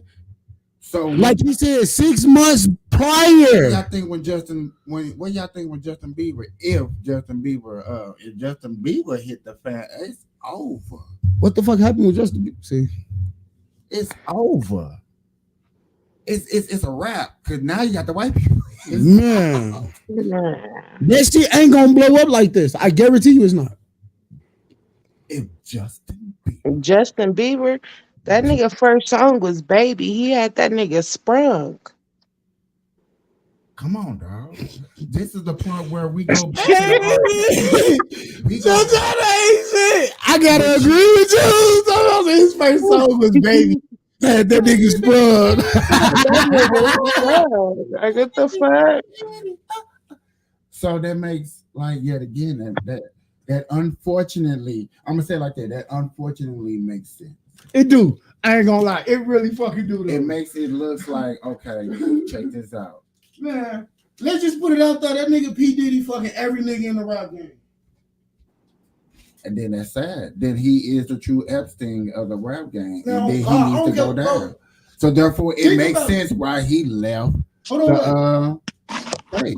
Let me ask you something. I want you to really think about it, bro. Now, if all this shit wouldn't have came out, half these motherfuckers that's being brought into this shit, that's being accused of shit with him, you would never think they do that shit with you. I would. I'm sorry. I already had speculation. Oh, who? All of them. When especially when finally R. Kelly took the pen, I was like, oh shit, they all I'm gonna tell you something. I ain't gonna lie. I believe that's what set that shit in motion. That R. Kelly shit, bro. That's what I believe. It's not even R. Kelly that set it in motion. You got to go past that shit. Bill Cosby, shit, he old as fuck. He the one set it in motion. He went to the pen first. Yeah, but look how many people came out about who? Bill Cosby. Bro, they came out.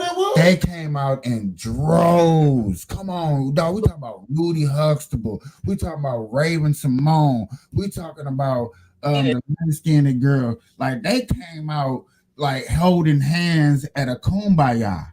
That's they came out. Oh, Bill Cosby, come girls, let us unite. See, and it's crazy because I can't. They came out like Color Purple, the remix. It's like. Yeah, but even though they reunited and came out, shit, that didn't stop his ass from hitting them 4 walls. Man, but yet again, I look at Bill Cosby, and I hate to look at it like that because I'm not in this realm. You know what I'm saying? And I'm sorry and I apologize for anybody I offend, but I'm just keeping it real. I'm just keeping it real. First and foremost, the man was massaging your feet. Okay, he had a foot fetish. That's first and foremost. For therefore, like, if you heard a story that this man is massaging feet and he might slip a pill in your drink, I'm not drinking around you no more. Me and drinking and you is not. We're not doing that. Now you want to massage my feet? I'm a female. My corns hurt. We've been filming.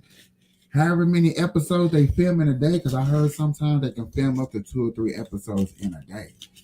That's if they get that shit right. I hope. I hope it's just no they really on that grind. You know, Bill Cosby like shit.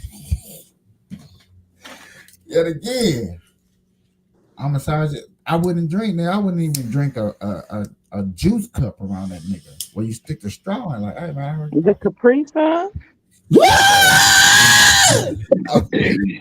I would think about it. Hey, I can barely hear, but I heard that shit about Capri Suns. Because only person that did say something about him was Bill Cosby's so-called wife. And the only thing she said is, I heard stories. Or he was verbal abusive. He talked to me wrong. That ain't no law. I mean, that ain't against the law. It is in the female world. Shit, you can't be verbal abusing me. Fuck they world. And let's speak fact. But I would rather a motherfucker massage my feet than massage my asshole. Straight oh God, I'm with it. But hey, pause. Wait. Hey, I was gonna ask you because you said he massage feet. I got a feet fetish. What the fuck? You think I'm gonna turn out one of them niggas? No, I'm just saying. He should have went to nail school and got his license. That way he could touch all the motherfucking feet he wanted to touch. Yeah. Or pay different females. Let me look at your feet, baby. He went through the whole Cosby show. if you came to the Cosby Show and if you went to so-called, now this is where I still think it's allegedly. No, I'm not getting deep, but if you was on a different world, because he owned that too, you was getting down with the get down. Especially that little cute look. But let's hear more and see if he hurry and get to this. Allegedly. He not. Or just for the sake of it, Cassie wasn't the only one who wanted, or she didn't want it, but Cassie, who searched for the big black,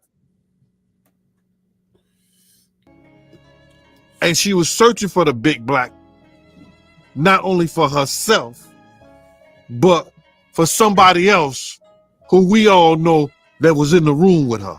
Heard plenty of stories about him being on a yacht, that same yacht that Pause. I want to ask y'all something. Kim was on. Hey, Georgetta. Hmm? Who you think was in that room and like no lie? I know you gonna say P. Diddy because he's the topic, but who you really think was all in that room? Shit, P. Diddy was in there first. Shit, he was there before Cassie. What's that dude that played in radio? Junior. You talking about Good B Junior? Yeah.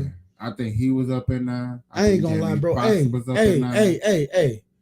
I think the man from 12 Shades of Grey was up in there. Dominatrix shit. He the one that got P. Diddy got him turned out. You know who was up in there? What's his name that played Creed? Michael B. Jordan? You think so? He too motherfucking fine to be letting somebody jiggle with his booty. Hey, but those be the ones they go for. But only way he gets saved is Arnold Schwarzenegger. I mean, not Arnold Schwarzenegger, but Steven Seagal don't have nothing to do with that. It's because really, I feel like Steven Seagal. I mean, not Steven Seagal. Come on, man, Rambo, y'all help me out. You talking about Arnold Schwarzenegger? No, Rambo. That's him. No, Rambo is Steve. Hey Siri. What's his name? Rambo? Rocky. Ain't it? Rocky. Yeah. Who? Hey Siri. Sylvester Stallone. You'd like to call New York City Rambo mobile? Hello Sylvester Stallone. Sylvester Stallone. Okay. Yeah. So I was like, I think it's another S in his name. So if I feel like if Michael B. Jordan went under him, because I have never heard nothing about Sylvester Stallone.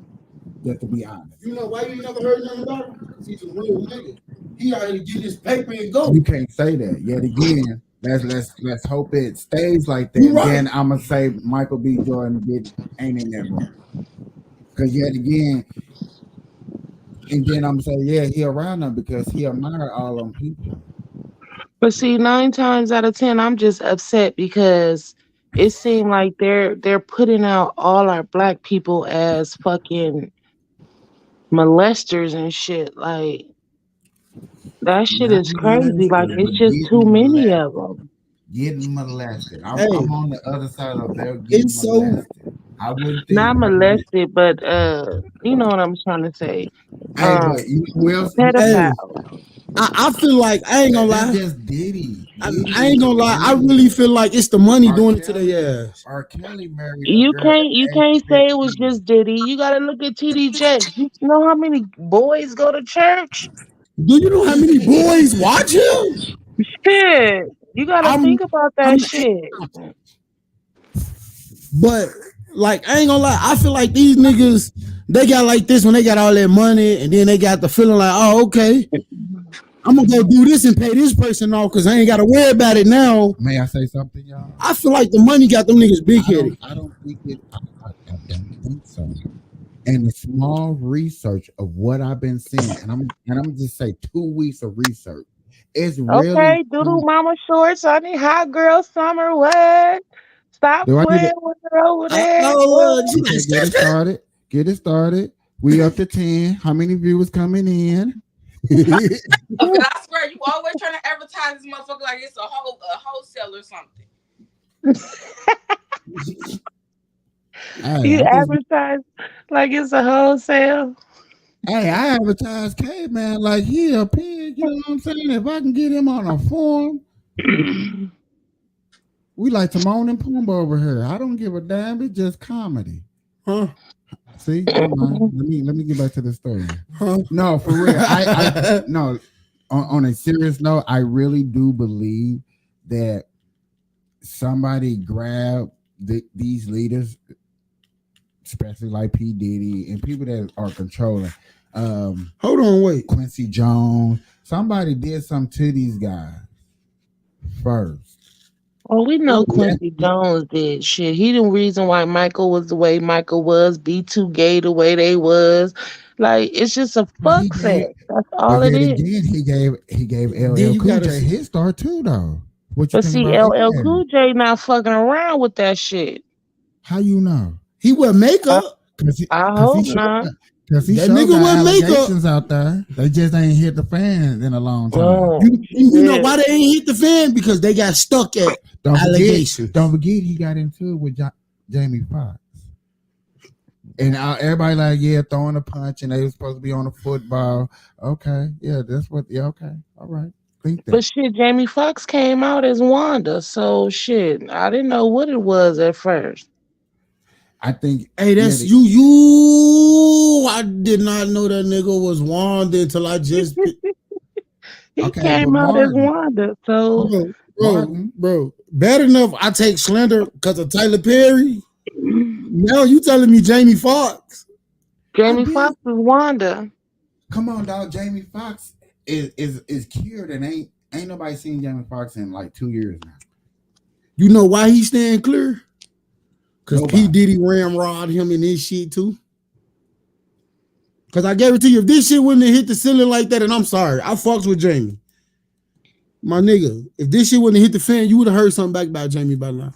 And the same yacht she got her nose broken on, that somebody was doing something to him when they walked in the room, and it caused a confrontation. This is what somebody who was on the yacht said to me. You understand? Oh, you're talking about Cass. They was telling that story to somebody. Go ahead, speak up anytime. And it was a female. He talking about Cassie getting her shit broke on the talking boat. about when he shot Cassie in the nose. Yeah, and then P. Diddy gonna tell everybody, oh, she fell. He was like, yeah, she fell dead into your face. Anything in that lawsuit, you got to realize that we only got a portion of it because it's been chopped up. Things has been taken out. So somebody would look at. That's where a lot of gay men meet. Okay, go up a little further. Yeah. So we all saw this video. I told like I told you, and I'm gonna tell my audience, I did not watch it. I wanted to watch it live with y'all. But only reason I wanted the job because so y'all have a little more input. Y'all know I'm always have something to say. Hey, you notice this? Go up how far do you think? Go up to like when he first up back to the beginning? back right there. Hold on, wait, pause it before you started. Right. What's so crazy to me? Because everything that I asked about or I felt was different, I'm gonna say 3 out of 5 have came out. I'm gonna ask y'all a question. How do y'all think about TD Jakes dropping down from the church scene? Do you guys think that he feels something is gonna surface? Yep. I'm sorry. Because come on now. Let's think about it. TD Jakes was doing hella well. I'm talking about hella views, hella money coming in. You think he willing to risk tax-free money just to step down if it wasn't something that can jeopardize him and his whole family? And I'm sorry, my boy. I'm an ex-TD Jake fan. And I'm not going against him. He might not, but that's my personal opinion. It's just like me and you. We over here. Because why he not fighting? Come on now. Mm-hmm. Me and you over here, I'm gonna say we on Maryland. We got the whole strip of Maryland. We make 100,000 a day on Maryland. You think we finna let that shit go? Just because you say you got something? No. But I like this question. I'm just saying. Okay, so in the same, then, I'm gonna follow this hold on, wait, with another question. But even then, we still gonna fight for Maryland, right? Man, that shit ain't true. That bitch lying. We was holding down Maryland, and our top 10 people that make money, right? Our top 10. Forget everybody else that's on the block that make money. Our top 10 out of the bottom 10. So that means 8, 9, 7. 8, 9, and 7. If they got spent and bent by another dude out of a whole nother organization on a whole nother block, is that gonna mess up our money? No. Or are we gonna kick them out? You see how's the rest of the bosses gonna play that role with them bottom three doing what they did? Okay. Especially because you don't want it to get to the number one, do you? Okay, now peep game. I got two opinions. Looking from a street point of view, hell no, nigga, you get spent the bent, that's on you. Don't fuck this bread up. But coming from a boss angle, this nigga getting spent and bent by this nigga over here. If they shit get out, but that's competition too, you know. Yeah, but wait. Damn, if this shit get out about this nigga, then now there go rumors about us. And people gonna want to leave us, not shop with us. You know what? Hey, bitch ass nigga, you gotta go, bro. You go ahead and step foot over there where you got spent and bent that, my boy. So like you ain't fucking up my income, bro. In that same category, if I'm Universal Records, and I done made billions with P. Diddy. Hey Diddy, check this out. I can't help you, but they coming after you. And then, hold on, you had to know, and this is what crazy to me. But this is hold on. If y'all really peep gang, I'm a peep gang. I'm gonna go deeper down this rabbit hole with y'all. Before the 24-hour thing dropped and P. Diddy case actually got filed into court, we knew this shit was finna hit the fan.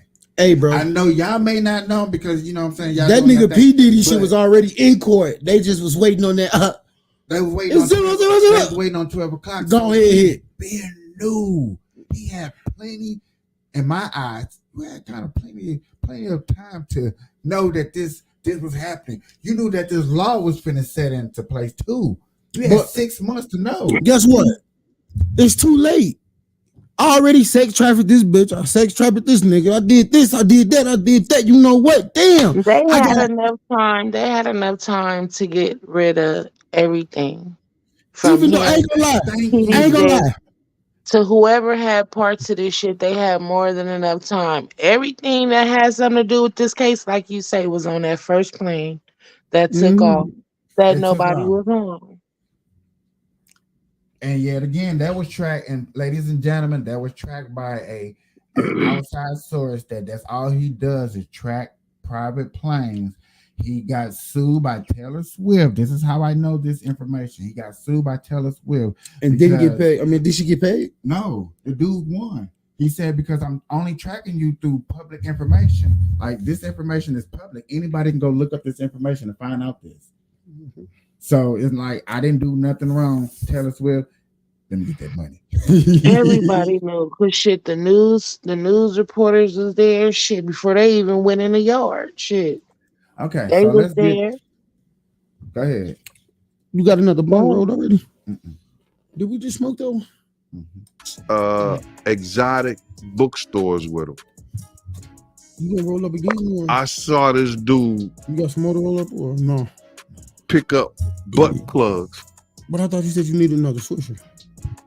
And that's the first time I ever seen some shit like that. And when I said, yo, my man, what you getting this for? He said, you know, can I do my shopping by myself? And I said, yeah. And when I looked up there, it said butt plugs. Is this it? I bust out laughing and went to the front door. I knew Aisha wait outside of Turkish baths for them. You know what they do in the Turkish baths? No, I don't. Oh, you don't? Okay. That's where a lot of gay men meet. And they all take hot baths together. He don't want to tell the truth. There's a steam room? It's a big ass tub with a gang of booty holes floating in that motherfucker like sardines. To each his own though, bruh. But that's a lot of that these guys get into when they start having certain meetings with certain people and they meet them at the Turkish bath and they do their meetings and they meet their people. This in a whole nother country. Yeah. This is outside the country, ladies and gentlemen. I just want y'all to follow along. Just make sure everybody's following along. Yeah, we don't really know if it's out of the country. Hold on, wait. Underground shit. Jetta. Don't that sound like Turkish? Similar to what he said. Don't what he said similar sounds like what I said. When it comes to the money, I think these niggas get so much money because if you think about it, yeah, you gotta meet certain people to get so far up in the game, right? All about money. So that's why But you heard what he said when Wendy Williams was talking about it and she had it on the radio station. By the time he made it back to New York City, that bitch was in, where he say, Pennsylvania? Because he was calling the radio stations telling them that if they don't get her off the radio station, that he's not bringing no artists, no nothing to them anymore. Who, P. Diddy? So P. Diddy got pulled. Like I said, that goes back to when she got sick, her and Jamie, my boy. I told you, but when all this shit popped off, I really didn't pay attention to now, it. do y'all think P. Diddy gave her something to get her sick? Yep. Her and when did y'all meet? Like you really you accepting packages like that when you been ratting out people in the game? But no, it wasn't no package. It was in her normal job. I'm gonna tell you what they say happened. Listen, but they say P. Diddy. Hold on. But I just want you to understand something, y'all. For as Wendy Williams, a type of person, the reputation that she has, and y'all know this reputation I'm gonna speak about. She been exposing the industry. That's how she made her millions. That's how she got her own TV show. That's what set her different from everybody else in the game. That's how she got her shit. You see what I'm saying? So, yet again, you've been doing this for how long? And you trying to tell me that you wasn't extra careful after a while with no extra carefulness? Okay. You don't think Hell yeah, because I know damn well Jaguar careful. She gotta be. Hold on. Shit. Now, the story she I not heard, even picking up her own mail from the mailbox. Shit. My bad. I didn't mean to cut you off. You good. From the story I heard when this shit first surfaced, my boy, you know how Whitney Williams always had that big ass jug with her. Yeah, and you know it be tea in there. She drink a lot of tea and shit. Don't ask me how I know. I don't even like her like that. But motherfucking, they say P. Diddy hired somebody to go on her show and put something in her tea. That's what got her sick. A matter of seconds. Look at Eazy-E. Matter of seconds. The blinking of an eye. Like, ain't no telling who the fuck did it. It could have been her closest person at the studio. Nigga, money talk, bullshit, walk. Motherfucker come in there and tell me I'm gonna give you 15 million, put this in that cup. That shit going in that cup. Fuck that. Hey, who cup is it? And you know what? I don't even want to know who cup it is. 15 mil? Shit. I'm gone. In this industry right here that we're stepping into, that I invited y'all into, this podcast, which is beautiful. I love being able to express ourselves and stuff like that. After a while, if I did begin to blow up, I'm just speaking. If I did get to blow up, I'm gonna have to start being careful because I know how I speak. Fuck I know that. what I talk about. P Diddy gonna invite you to the daddy house. Is you gonna go? I wouldn't even think them type of people would come after me. Diddy wouldn't even come. I hope Diddy don't come after me.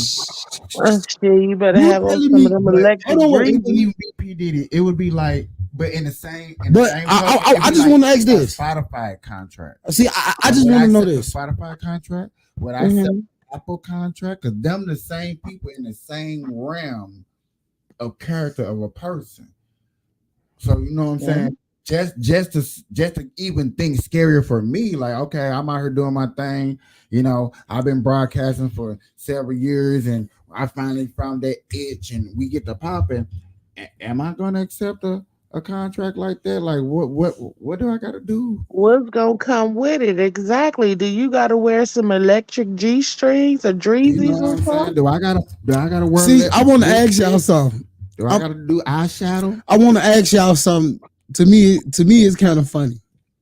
Do y'all think when P Diddy gave them contracts out in small print, he put on the contract, "You gotta let me butt fuck you"? No, because then it's over. It's over if a lawyer read that. I'm talking about, you know, the very small print that be at the bottom of the paper and shit. But like they say, I don't give a fuck what they say. They saying that they was trying to sacrifice Diddy.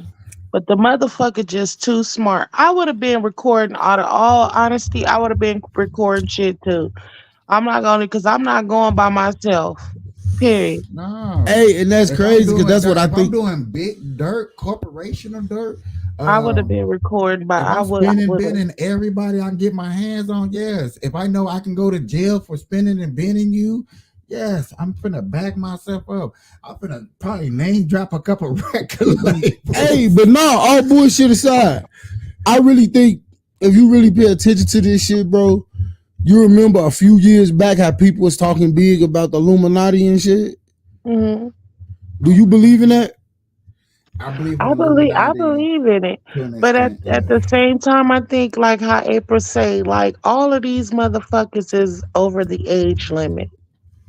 So they have the choice to say, no, you can't have my butt, or yes, you can have my butt. So all this other shit that's being brought up, to me personally, I don't think it should even matter. But most of these people were drugged too.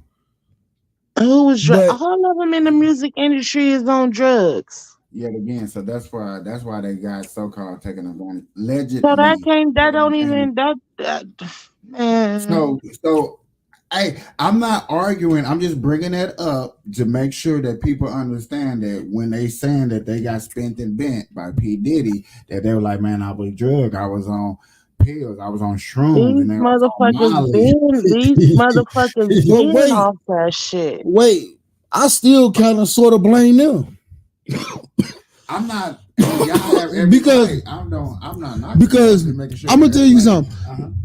I don't know if I'm loud or whatever, but if I do get loud, let me know. But like dudes say, the only thing females look at when they with somebody like that is them open that bottle. What about the cranberry juice that's open? The orange juice that's open? My mom always told me, if it ain't get open in front of you, baby, don't drink it. Hold on, how about that? Yeah, but that's like you growing up as a kid and your mama got some cranberry juice, some orange juice in the refrigerator. You ain't gonna think nothing is in there.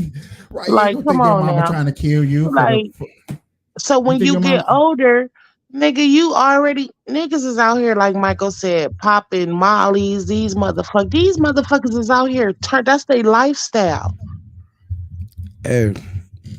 And yet again, I know a situation where a kid went in the refrigerator and drank a half a cup of Hennessy. Yeah, I at like 5, 6 years old, and all they did was go to sleep. Like, true indeed, that shit is crazy. Happened. But yet again, in that same token, like you trust your mama to go in the refrigerator, drink after her, and you drink after your parents because you think it's okay as a kid. Do you think it's okay as an adult go drink after another adult when you don't know what type of lifestyle they live? I'm sorry. I'm gonna tell y'all like this. It's not okay. It's not okay. I'm not gonna say it never happened. I don't recall a time where I ever went and opened my mama, drunk some of my mama's shit that was open. Well, I have. And got fucking a piece of her chicken was stuck in a straw, so wasn't nothing coming out. And then I pull a straw and see a fucking big ass clunk of chicken stuck in a straw hole. Now imagine if that shit would have went in my mouth, I would have died. Can I be So honest I with learned you? my lesson about drinking behind people. I'm sorry. I'm laughing at the fact you say a piece of chicken was stuck in his straw. It was stuck in a straw hole. So that Every taught me. Go ahead. Every time I seen a cup of Kool-Aid in the refrigerator, I was guaranteed 100% on my son, on my soul, myself. I was taking a sip. Out of everybody's cup of Kool-Aid. You stuck your cup in the refrigerator, and I just so happen to walk by. Oh yeah, I'm doing it. I'm out of there. But you got to think about it. And then it's a habit. Because a lot of people in relationships, like they go get shit to drink, they get one soda and share it, one straw, share it. Not me. Don't put your goddamn lips on my soda. You know, that's crazy. No, I swear to God. The only thing I have shared with a couple, well, with a female before, is a cup of soda. You sharing a bottle. What? Y'all sharing a bottle of liquor. Y'all might be drinking out of two different cups, but you're sharing a bottle of liquor. That got open in front of me, or I opened it in front of her. That bottle the whole night. My body, I don't know. Me personally, you not looking at. Are you looking at that bottle? Oh my God! You're not looking at this bottle the whole night. You finna kick it, dance, play cards, smoke weed, roll blunts, use the bathroom. I ain't gonna lie. Nah. Am I lying? A few years back, no, I didn't. But I'm gonna tell you what I started doing. I started getting the biggest cup in the house, filling that bitch halfway with liquor, and that's gonna get me the whole fucking night. I don't need to touch your bottle no more. Hey, ladies and gentlemen. But if I buy the bottle, hell yeah, it's right here. The most safest human being ever that I have ever had. And I ain't saying no wrong, but he Mr. Inspector Gadget. That nigga done got loaded and done set that cup down and then asked plenty of people, is that my cup? Nigga, I can look at your face. You one of those. Don't try to play. Listen, to be honest. You done set that cup down. To be honest, if we ever kick it and I'm drinking and I gotta ask more than 3 times, is them. You know what? It don't even matter no more. Hey, I need another cup. But what I'm saying is you saying you pouring half of the bottle of Hennessy in a cup because it's going to last you through the night. Mm-hmm. So when the bitches get on the dance floor and the asses get to nigga, you going to sit that cup down. Nigga, you that one that's going to be like, hey, my nigga, is this my cup? You're going to be looking for that cup. And after the 3rd time you ask, then yeah, nigga, fuck that cup. But you're going to be looking for that cup. Now, I have done that, kicking it with my brothers, family members that I was close to. But as far as when I go out and shit. Key point. Hold on, stop. Key point. Who you say with? Family members. Okay, that's what we're saying. No, I understand that, but it's certain ones like it don't matter. That's the whole point we're trying to prove. It's certain ones that you would do that with. Yet again, now that you up in this industry, they still have that same mentality because why everybody became your buddies, everybody grab your shoulders. You met your favorite artist. Like I said, if I was P. Diddy and I wanted to sign you real quick, after I done bribed you with $2 million while your broke ass was at home, I'm finna make sure you see your favorite artist. Now, guess what? So you telling me, okay, you see your favorite artist, you meet him. You telling me somewhere in the back of that little lad brain of theirs, do some drugs. No, somewhere back in that little lad brain of theirs, they didn't say, "Oh fuck P. Diddy shit. This is what I want to get to." Like, you don't think they thought about that? Don't you think that person that your favorite artist already know what P. Diddy up to? Don't you think that I, as P Diddy, paid your favorite artist so I can spin and then you? Still. But why is P. Diddy only showing male artists their favorite? Like, I don't think no males have any favorite artists. What? I mean, I'm just saying, like, if My Usher favorite is artist there, dead, so if Usher is there, I'm just saying, like, probably for like you guys going into Who the fuck into was it. my favorite artist when I was coming up? But I'm nah. just saying, like, Jay-Z, P. Diddy. Jay-Z, I didn't understand shit what the fuck he What? was saying. Well, you trying to tell me at the age of 16, when I'm out there spitting and my nickname was Dillio, and P. Diddy, hello, because you know we had the house phone, ain't no cell phone. P. Diddy called talking about, hey, Michael, want to come to New York and meet Busta Rhymes? What the fuck? I'm gone. Yeah, I understand that. I understand that. But once you get on that flight, your ass is gone. Amen. Amen. That's the Not really. Technically, your ass is gone when you put everybody out the house and invite you into that little tub. No, That ass is gone. When you get on that plane, nigga, that ass is gone. That ass been paid for. bruh. I hate to say it like that, but I'm thinking realistically. As soon as you pull up to the fucking ding dong, he gonna hand you a blunt. It's a wrap. Man, that shit gonna be laced It's with a all wrap. type of shit. It's a wrap because you already think young, not now, but you're young, you're black. It's another black man who just paid you $2 million. You own. He just handed you a blunt. Let's smoke up. For real, you're really trying to get into the studio. You're like, man, I just want to do a song. I hope I don't piss this nigga off and blow my chance of getting. Do y'all think? The hood? And that's fucked up because it's like you're being baited into some shit that's fucked up. That shit will fuck somebody up. Yeah, because think about, you see all the scenarios that I named, like this is what you're probably thinking about. I want to make it. Because they talking about Usher got herpes. But I'm not sure if women can pass herpes on. I thought you had to get herpes from a man. Hey Siri. Okay. Can females catch herpes? No, can females give men herpes, or how do males get herpes? Because if he got herpes, they just said it's more common in women. it's more common in women.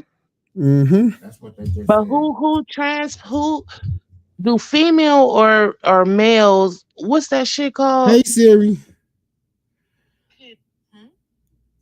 Can females pass on herpes to a male?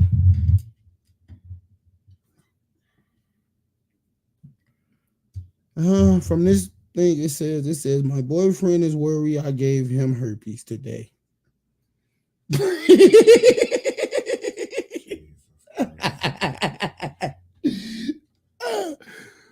No, that's some real shit. Because if men can only get herpes, well, he had to get it from a man because don't no woman have no dick to be going up in nobody's ass. Hey, Siri, they got a rubber dick. They don't. Shut up, fool. I'm just saying. So Honestly, come on, man. It's a lot of men out there that need to be checked for that shit. This nigga got butt plugs and. Let's be realistic, my boy. You telling me a female can't go fuck another female with that strap on that got herpes, come back and fuck this nigga in his ass with that same strap on? Let's be realistic. We all grown. Wait a minute. So you telling me that a female gonna have a strap, loan it to her brother so he go fuck his dude. He gonna bring it back to her and give it back so she can give her bitch herpes? Okay, so the main question is, can herpes be on a dildo? Hey Siri. Can herpes be on a dildo? I mean, that's the bottom line question that I keep hearing. Hey Siri, can herpes be on a dildo? I don't know. I don't have an answer for that. Let me Because I'm under the influence that's the answer is no. I don't think exactly. That's what I'm saying. Like, there's no way. Hold on, let me see. Well, I'm just talking shit, but I'm just saying Hey, that might have can happen. If that was able to happen, then you have an argument. And that's why I'm not up. You see me up here not defending or saying Okay, anything. it says that herpes is transmitted from a genital sore. So you can't get a sore onto a dildo. You can't cut it off and put it in there. Exactly. Get on my nerves. Okay, hold on. If you now, what the fuck? Can I ask? I guess you tried to throw up on me to get deeper. To get deeper into it, can you cut into the sore and a little juice onto a dildo and rub it in and then go? That's about all I can think. Yes, I had to go there. I know. I'm sorry, but if you want to try to spread a disease through a dildo, I think that's about the only way you can do it. If that's logically possible. Other than that, no. Shit, well, at this generation, they don't give a fuck if you got a disease or not. Shit. They don't give a fuck. Look at young boy. Let's get back into this real quick, y'all. People in those type of situations where they're comfortable at. What's up, y'all? So they don't have to worry about their indiscretions coming out. You mean? You understand what I'm saying? So that's why,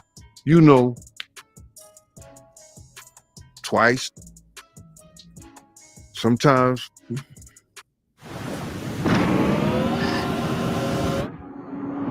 And y'all would like that not have commercials interrupt us. Please don't. 3 times a week. Me and the driver be outside. He'll run into the Turkish bath. Got that big ass tub at home, but you want to go? No, go ahead. There is a lot to be said about Diddy's connections in the industry and how he is a bit of a power and control freak. She saw no way out other than doing what he told her to do. He had mentally controlled her. It's like a pimp. Diddy had pimp potential. He had her mind messed up where it controlled her. She felt no way out. She felt like if she walked out the door, he wasn't going to do the music no more. If she went somewhere or she ran and didn't want to do that, their relationship not only would have been over, he would have painted a picture that nobody else in the industry would have dealt with her. I seen him do it before. Did Wendy Williams. Oh my God. Did I just bring it up? See, this is why I be glad I don't watch the video. So when I bring up something and then somebody bring it up. You watched it earlier. No, I did not. No. Hey, we can't agree or disagree, but I truly feel he watched it earlier. Well, I'm glad you and your feelings. But yet again, I'm only in my feelings because you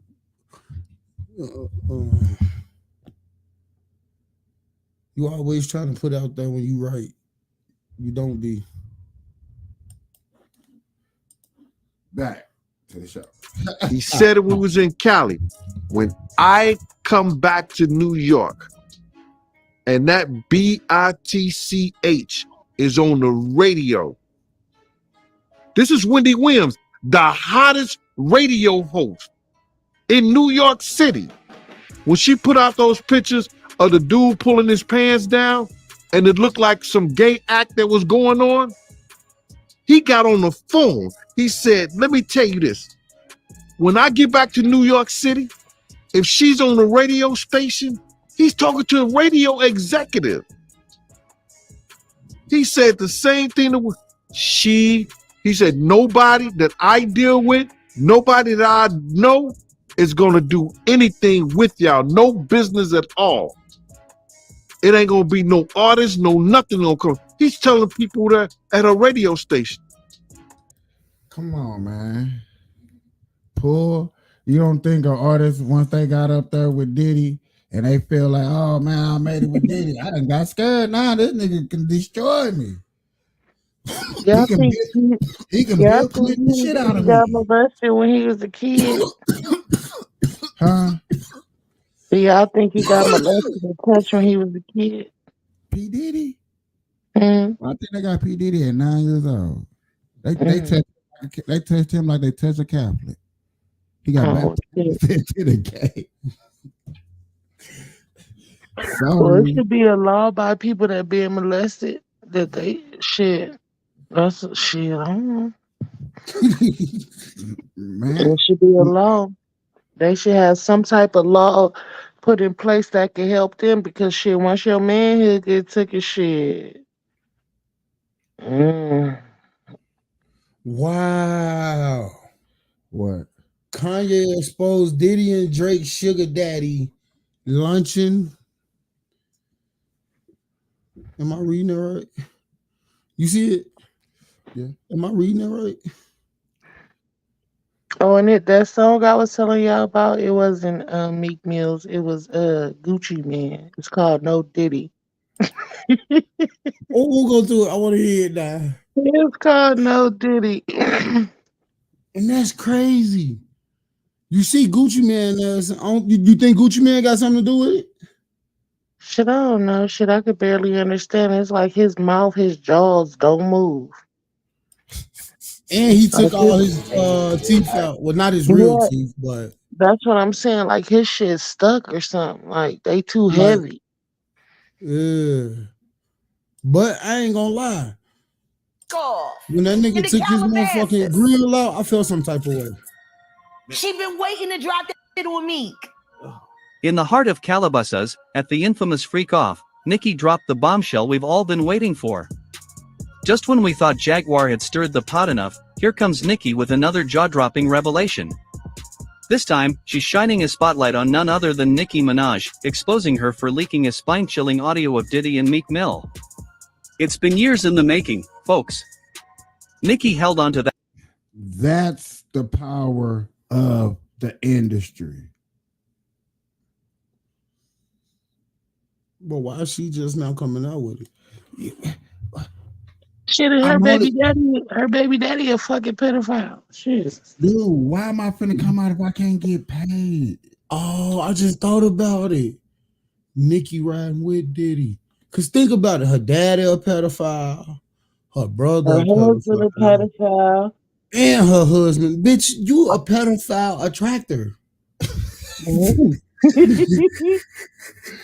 I'm just saying, damn, what man you been with that ain't been no goddamn pedophile? Mm-hmm. And you came out of your daddy nutsack. Did he touch you when you was little? I'm pretty sure her mom was young. Oh God, mama was attracting the little boy. Hey, come here.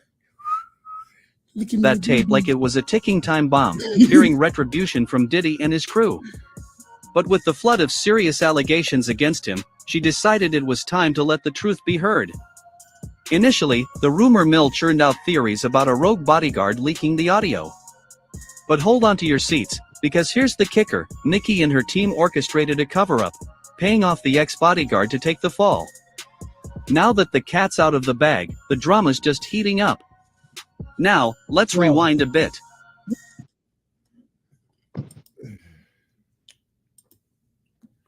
Georgetta, you remember yesterday when me and Capiche Sun Juice was over here arguing about dude making that recording? Mm-hmm. I'm starting to feel otherwise. I don't think it was him. I think it was him. I just think she has other recordings. Like she got. But what other recording came out, my boy, about Meek? That so-called security, he's the only one, bro.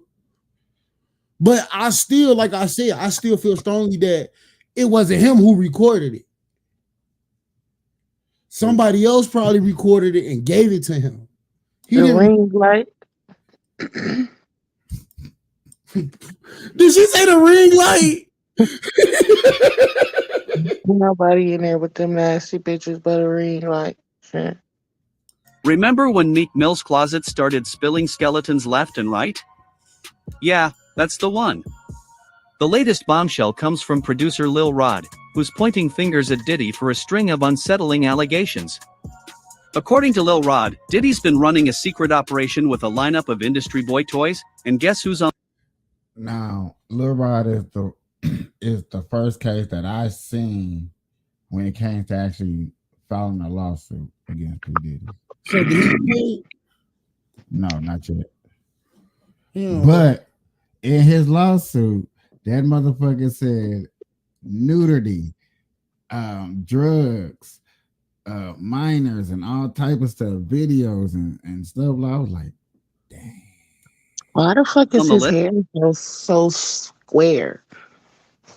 Fuck shit that. look Why he ain't got ugly. no shirt on with that hat on? He look like a pedophile right there, bro. He look like he laughing at a little boy now. Come on. Diddy got something for you. Meek and Usher. Lil Rod didn't drop names, but his descriptions painted a pretty vivid picture. Meek, the Philly rapper who once romanced Nicki Minaj, and Usher, the R&B sensation who's been tearing up the Vegas stage and gracing the Super Bowl spotlight. Need I say more? Meek's Philly roots and high-profile fling with Nicki are no secret, and Usher's recent... What y'all? That shit finna cry. We He talking finna about, cry. we talking about artists. What y'all think these producers? Man, listen, bro. Listen, bro. Usher better crack. That nigga already came out with Confessions, what, like 3 times? I'm just saying, bro. I think you should have put that in your Confession song, bro. That should have been the second one. Yeah, I let Meek and Diddy fucking in the ass. Like, I don't give a fuck. Nigga, Usher have been in cancel culture before cancel culture. Right. Cancel this nigga. What the hell? We want to hear about love and fucking and you cheating on women. You right. He was telling the truth about how he cheated on his bitch. It was really with Diddy, not his hairstylist. But yeah. He had love in the club and he was really at Diddy's house. Oh God. Like, you gotta read between the lines. Like, what's that song? You my boo thing or some shit? You my boo with Alicia Keys? Diddy. He ready to sign on fire? On he fire? ready to sign in papers. He was ready to get him a lawyer because he was ready to tell. Oh God. Shit. It did. You remember when he came out? I don't know the name of that song. It's some fire. I don't remember it, but he was talking about when he caught that shit, bro. I'm telling you. Oh, let it burn when it was burning. Let it burn. Hey, Diddy, know, man, you burnt me, cuz. Y'all know this, and y'all named this nigga #1 album that he did the best on too. Hey, I fuck with that new song he got out though. That good, yeah, because P. Diddy going through this shit, yeah. It's all out there, so he good now. Yeah. Well, he don't even care that y'all really broke up. I can't even, I don't even know what this is. In Vegas residency was the talk of the town, raking in millions. And who could forget his show-stopping Super Bowl performance just a few months back? As the wildfire of scandal engulfed social media, Meek Mill found himself thrust into the eye of the storm, desperately grasping at straws. His neck so big? Because that was a big ass neck. Hey, you notice this? Like, why they throw my name to salvage his reputation. But try as he might, why me? I was over doing my thing. I was a dream chaser. I was sleeping in the bed. I mean, with the bed. I don't know, man. That shit crazy. Into a tirade that had Philly roots written all over it. But the more he protested, the louder the whispers grew, fueled by the relentless churn of black blog sites twisting his words, painting him as something he adamantly denied. That is like Fred Sanford right there. Hey, don't he look like he looking at Diddy like, yeah, daddy. Why that nigga look like he was bald-headed? With a fat ass forehead. He gonna look like he's 50. I couldn't imagine George Jefferson hairstyle on him. He can play George. Why do he have a DGC? Diddy Combs? Nigga, your name is Meek Mills. You supposed to have a big ass M. Why do you have D and a C? Like Dream Chaser. Dream Chaser. Yeah, That ain't my hell no. It's exactly what she said. Diddy Combs. I'm sorry, you got that wrong. Daddy Combs. I go after any big shot who tries to pull a fast one on me. No holds barred. That's just how we do it in Philly. My crew's got my back in this crazy industry. Every online outlet twisted my words to fit their narrative. Say that one more time. I'm just looking at this nigga neck. Touch me. You gotta see through. He do got a long, strong ass neck. You got 30 chains around your He neck. got a wide ass neck. That shit look like a fucking python neck. Dragged on, his Hey, online outbursts mounting. then this nigga got a bigger DC chain. Vehemently denying the damning accusations of his involvement in any illicit affairs with men. Philly bred. No coke, no molly. I'm too heavy for that. You know that's Diddy Combs at the back, you know, when he was younger, right? You heard how he tried to claim no drugs, no coke, no mind. Like, I don't pop drugs. Like, stop playing. Stop playing. Look, that's him when he was younger, the smaller one. He got, you know, his daddy at the back. Nobody would dare come at me with that gay stuff, or they'd face the wrath of the whole city. Woke up to these rumors plastered on every blog, like they've got me figured out. LOL. For a moment, some bought into his fervent denials. After all, his public persona revolved around women, his music pulsating with tales of female conquests. But then, the unthinkable shattered any lingering doubt. A chilling video emerged, capturing Meek in a compromising position with none other than Diddy himself. You won't believe the scene that unfolded. Meek's screams pierced the air, echoing with a desperation that seemed to teeter on the brink of oblivion. He talking about that video that we seen, where was that? Last week? What video? The one that where exposed Meek Mills, and you heard that audio. Yeah. Where right now it's just an audio. But they said they got footage or some shit. Because some people probably got the actual footage where you can see it. But they know they can't. You can't leak that stuff out like that because it's gonna get shut down. Nobody's gonna be able to see it. As soon as you see it, it's gonna get shut down. So you gotta dumb it down somehow so it can get leaked out there. You know what I'm saying? You gotta understand YouTube, Facebook, they got companies that they can go through. I was reading that about Cassidy Fields. Jay-Z set up a freeway to lose their lives. Yeah, that ain't juicy enough. You a-hole. Why wouldn't it work for Wendy? To play crazy. Why wouldn't it work? The oosh-gash, Yo, Diddy, you gave me the oosh-gash goosh-wash. You gave me the oosh-gash muaf. Orlando's brilliant. Y'all spent time with him. He's highly intelligent. Imagine what it's been like to wear this character for this long. This is a character. Actually, the shit he does online is the best acting he does. Is he speaking truth? Of course he is. You see Quad on set? Major pain in his ass, literally, since he was a kid.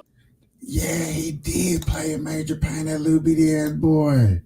Yeah, he was the littlest one. Dang, Tiger. That nigga been in the game since been in the game. But you don't know what makes me. He know all about the molestation. He was in the Bill Cosby show. He was in all that shit. He grew up around the molesters. Shit. Y'all want to know what makes me feel some type of way about that shit? What? That nigga say, "Did you get me ooh squash, moo squash?" You happy?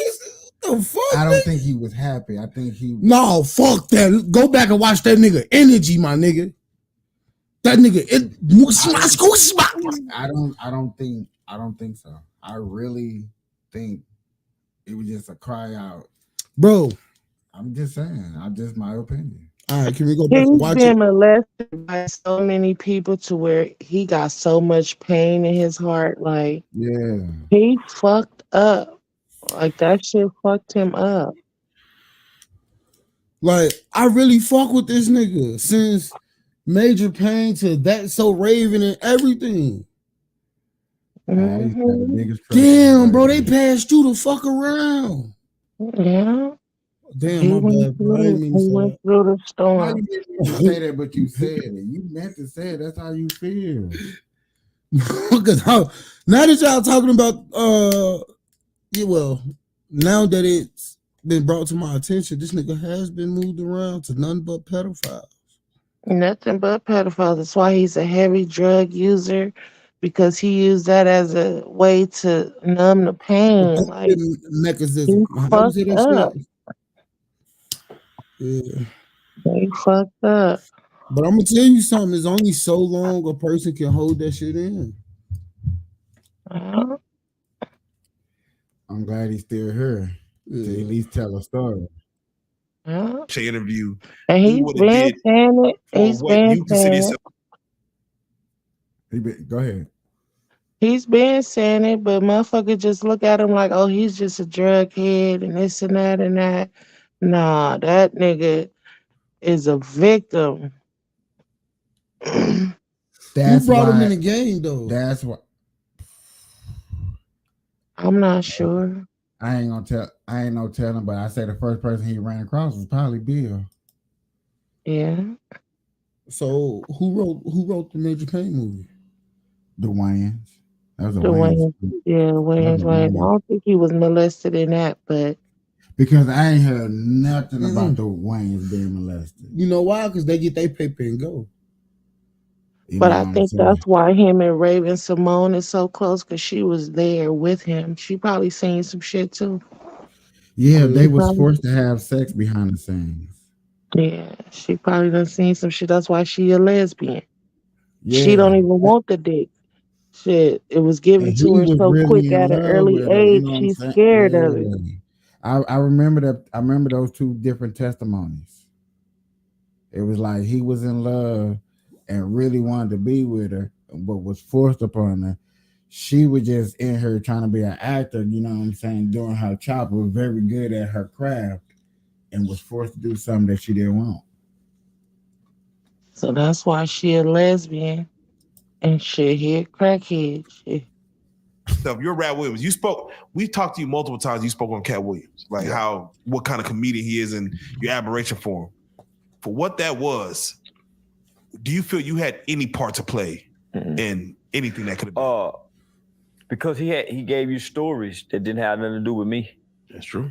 Yeah, but these stories never been told. No comedian has told these kind of stories on no platform. He had never been interviewed for those stories to be told. Now, homie, he shared his experience in comedy. They had nothing to do with me. He gave you names of people. Homie, he gave you, that was his testimony. Yeah.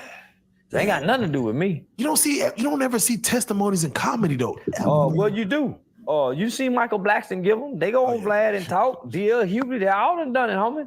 What is your take when you see? They're just saying they don't do their homework. He always putting them on blast when it comes to stuff like that. I love it to death when it comes to him. But yet again, he's into it with Miss Jaguar. I can't wait till I find that clip again. Oh, what? That I'm not part of the club. Look at the pictures in the background. A lot of you listening to me right now. But see, stuff like this you can't believe, even though it's his message. And you what I can't believe the realized pictures with the that you club see, unless you get deep. No, see, them just pictures. So mad. You can't believe no stuff. What's your like job? What do you do? Me as a sparring partner. What's your fastest? Oh, my right hand. Okay. Use your regular voice, or use the voice you're using now. Yeah, people used to make fun of me, so I just stopped using it. And then I learned how to train myself to have a different tone of voice. Oh, hell no. Don't play that, because that's not how you talk. And I was getting jobs and shit. Like, imagine like if I working at TJ Maxx. Oh, hell. My head is fucked up right now. You doing this, yo? It's so wild. See that I have a real conversation with somebody, then they start laughing like. No, I'm not. But I'm not laughing at you. Use your regular voice. Or use the voice you're using So now. that's his regular voice. People used to make fun of me. Not this one. Yes, that's his regular voice. No. That shit is crazy. This is So I regular just voice. stopped using it. And then I learned how to train myself He's to like, he have a used to different rap like tone that. of Nobody voice. like him rap like So that. when I go to His regular school, voice. people stopped bullying me. And I was getting jobs and shit. Like imagine like if I working at TJ Maxx and I'm trying to sell. Oh hell no! That's the other voice that he trying to talk like. I had to watch that shit. What do y'all think about that? That shit is crazy. I be watching this motherfucker YouTube show. I didn't not know he talked like that. He got a YouTube show. I don't even know who he is. Yes. DDG? DDG, he got a baby by what's it? Haley Berry, the Black Mermaid. I don't know nothing about it. I'm sorry. Man, well, I wish Bobby would have heard that shit. Send me that, Capiche. Send you what? His voice said, yeah. All right, hold on. It done got interesting out here. We done shocked the world real quick, ladies and I did gentlemen. not know that man talk like that. See, this industry shit, this shit is some shit. Look like I stumbled across something that we might want to see real quick, so I'm gonna bring this up again. Okay, how was It's the value. Yeah, but how? Oh, there it is. That my next movie, it'll. We also had Orlando Brown on the couch, right? And then everybody says he's crazy. He starts saying all these Hollywood stories. He telling the truth. On everything. He telling the whole truth. How the fuck is this big middle part red? I'm dead. That's when he was getting bullied in school on the Jamie Foxx show. Certain people. I'm asking you, why the hell is her middle part and her wig red? Oh, I thought you asked why that nigga eyes was red. No, it's not supposed to be red. That's the color of the wig. That's what she wore. No, no, Capiche. Yeah. Ooh. He gorilla mad. Damn, why did I? Dang, I didn't try to. Why? Who the hell is that on your neck, nigga? Hey, hold on. I think that's Raven. I think that's Raven when she was little. I don't know shit. Okay, let's stop. Y'all go. Oh Jesus, I can't deal with y'all two. Hey, do y'all think what's them two niggas' name that played as I think on was it Drake and Josh? No, it wasn't. It was Cal. Damn.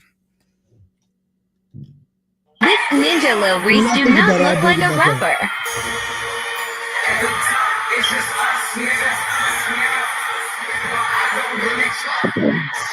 But can I ask y'all a question? Ordinary night. Go ahead. Do you think Jake and Josh, iCarly, Hannah Montana, do y'all think that they had to go through what our young black actors had to go through? Only person I truly believe that has special privileges is Miley Cyrus, because Miley Cyrus is related to Diana. Is it Diana Ross? Who is her grandmother? The grandmother of country rap is her Dolly Parton. Dolly Parton. Yeah. So I feel like that's fucked up because none of them had to get molested or nothing. You know what I'm saying? Yeah. Oh hell yeah! Who got molested besides Macaulay Culkin? The whole Nickelodeon crew, the whole Disney Channel. The hell? Shit, well they didn't bring it up. I never knew that. I only knew of Macaulay Culkin. Because I'm finna sound racist because that's white people problem. Nigga, that came on white people channels. Yeah, that's what I'm saying. But why is the white people exposing our culture and not theirs? We have Britney Spears. What the fuck is you saying? She was molested too? Hell yeah. Christina Aguilera, Justin Timberlake.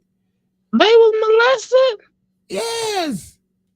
Shit, it's the first time I ever Hey, heard of that. but you I ain't notice gonna this. lie. Hey, but you notice this.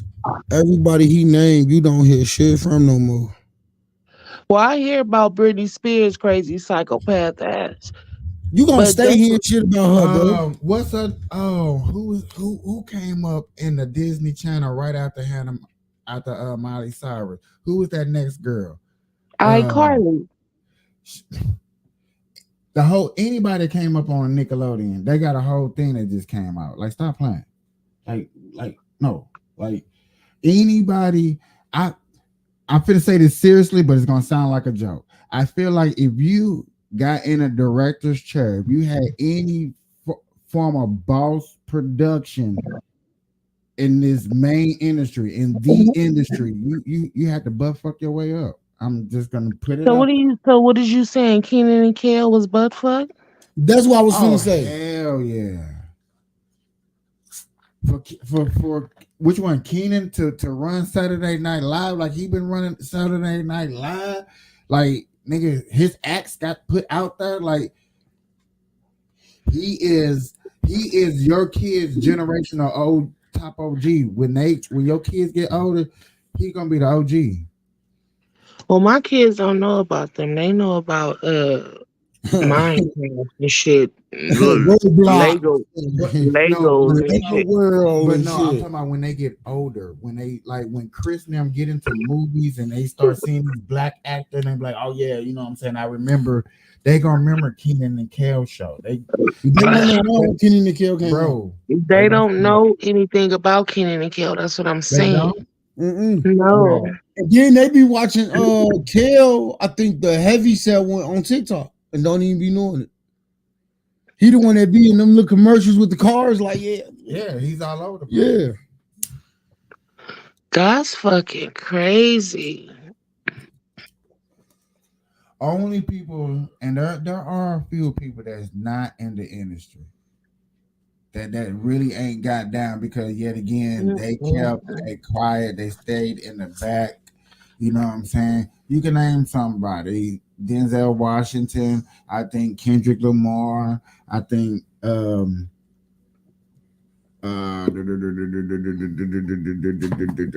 what's his name? Morgan Freeman. There's a slight a few people that didn't go to the thing. They didn't go to the after party and stayed at the after party. There are opportunities like that. Not everybody's just like, oh, you know what? I'm finna go there.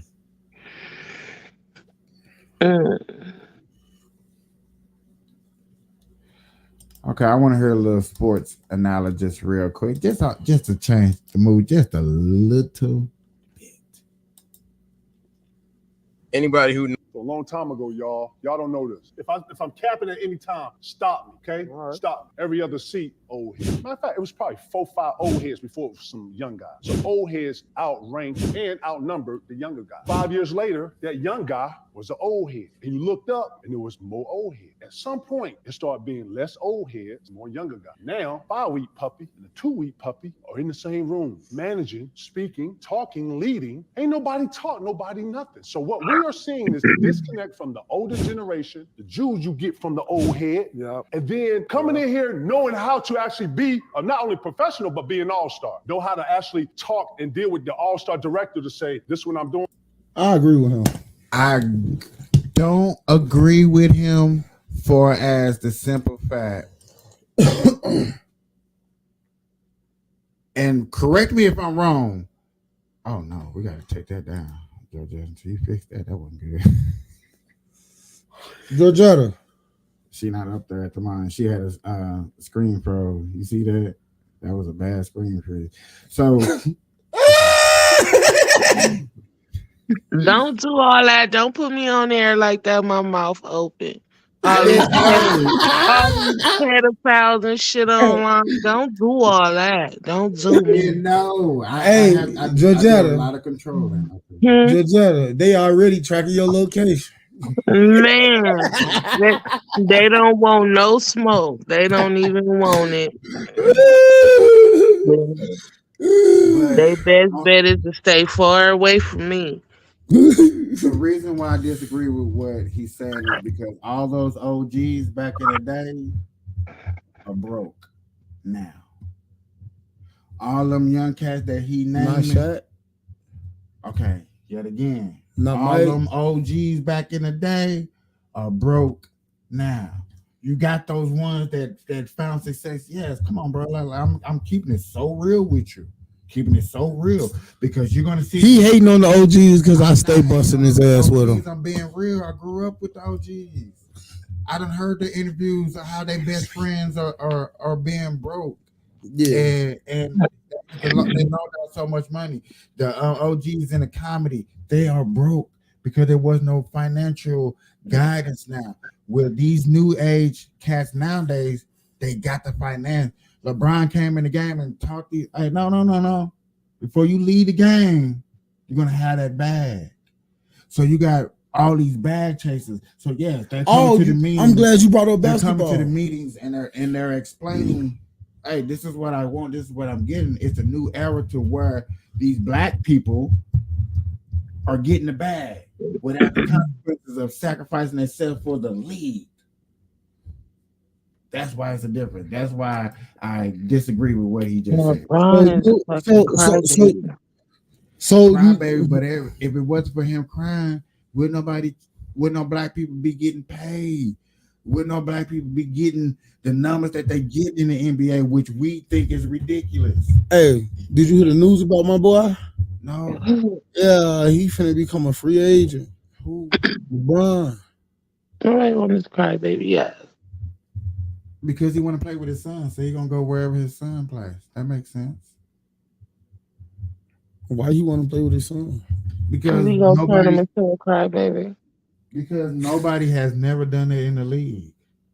He'd be the first time to ever done it. That'd be history upon history. You know how hard that is. You see how long he had to stay in the league. You know how young he had to make the baby. You know what I'm saying? It steps to this.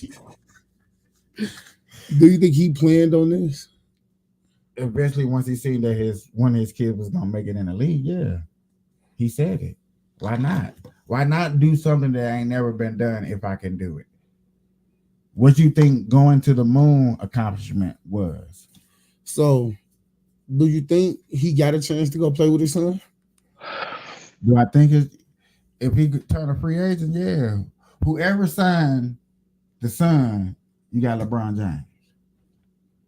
Is that a bad deal? Cry baby ass. Cry baby ass, but I'm finna go to the playoffs. I'm finna fill up seats. I'm finna look like a good general manager. I'm probably finna actually think about all them rich, boring ass people who been rich, who ain't making no money, that ain't never seen a bonus. I got LeBron James' son. I got LeBron James. I'm finna see bonuses. I finna take my wives on cruises. I finna be able to fuck the secretary now because I look like a winner. Hey, why this nigga just say wives? I'm fucking thirsty. I need some. So what you said, you gonna have more than one wife, so you know you gonna have to switch your beliefs over. I'm gonna do it, bro. Come on, man. I'm talking about people that's in this industry that's doing the game. I'm an NBA executive. My job is to recruit the best people so my team can finally win it. This dude, LeBron James, been on the Lakers, only got one championship. Everybody call him a crybaby. He's the greatest player of all times in some people's eyes, besides Jordan. If you want to have a discussion, that's a later topic. But damn, I finally get to be a somebody as an executive. He's a bitch. Damn. He really is. Damn. But I ain't gonna lie. How you think people thought about Jordan? He a good basketball player though. Shit, he probably could have been a bitch at that time too. Shit, I don't know. Shit, he cried too much for me. Like they stopped the game too much. Oh, she's making fun of me. Like, shoot the ball with your bitch ass. Shit.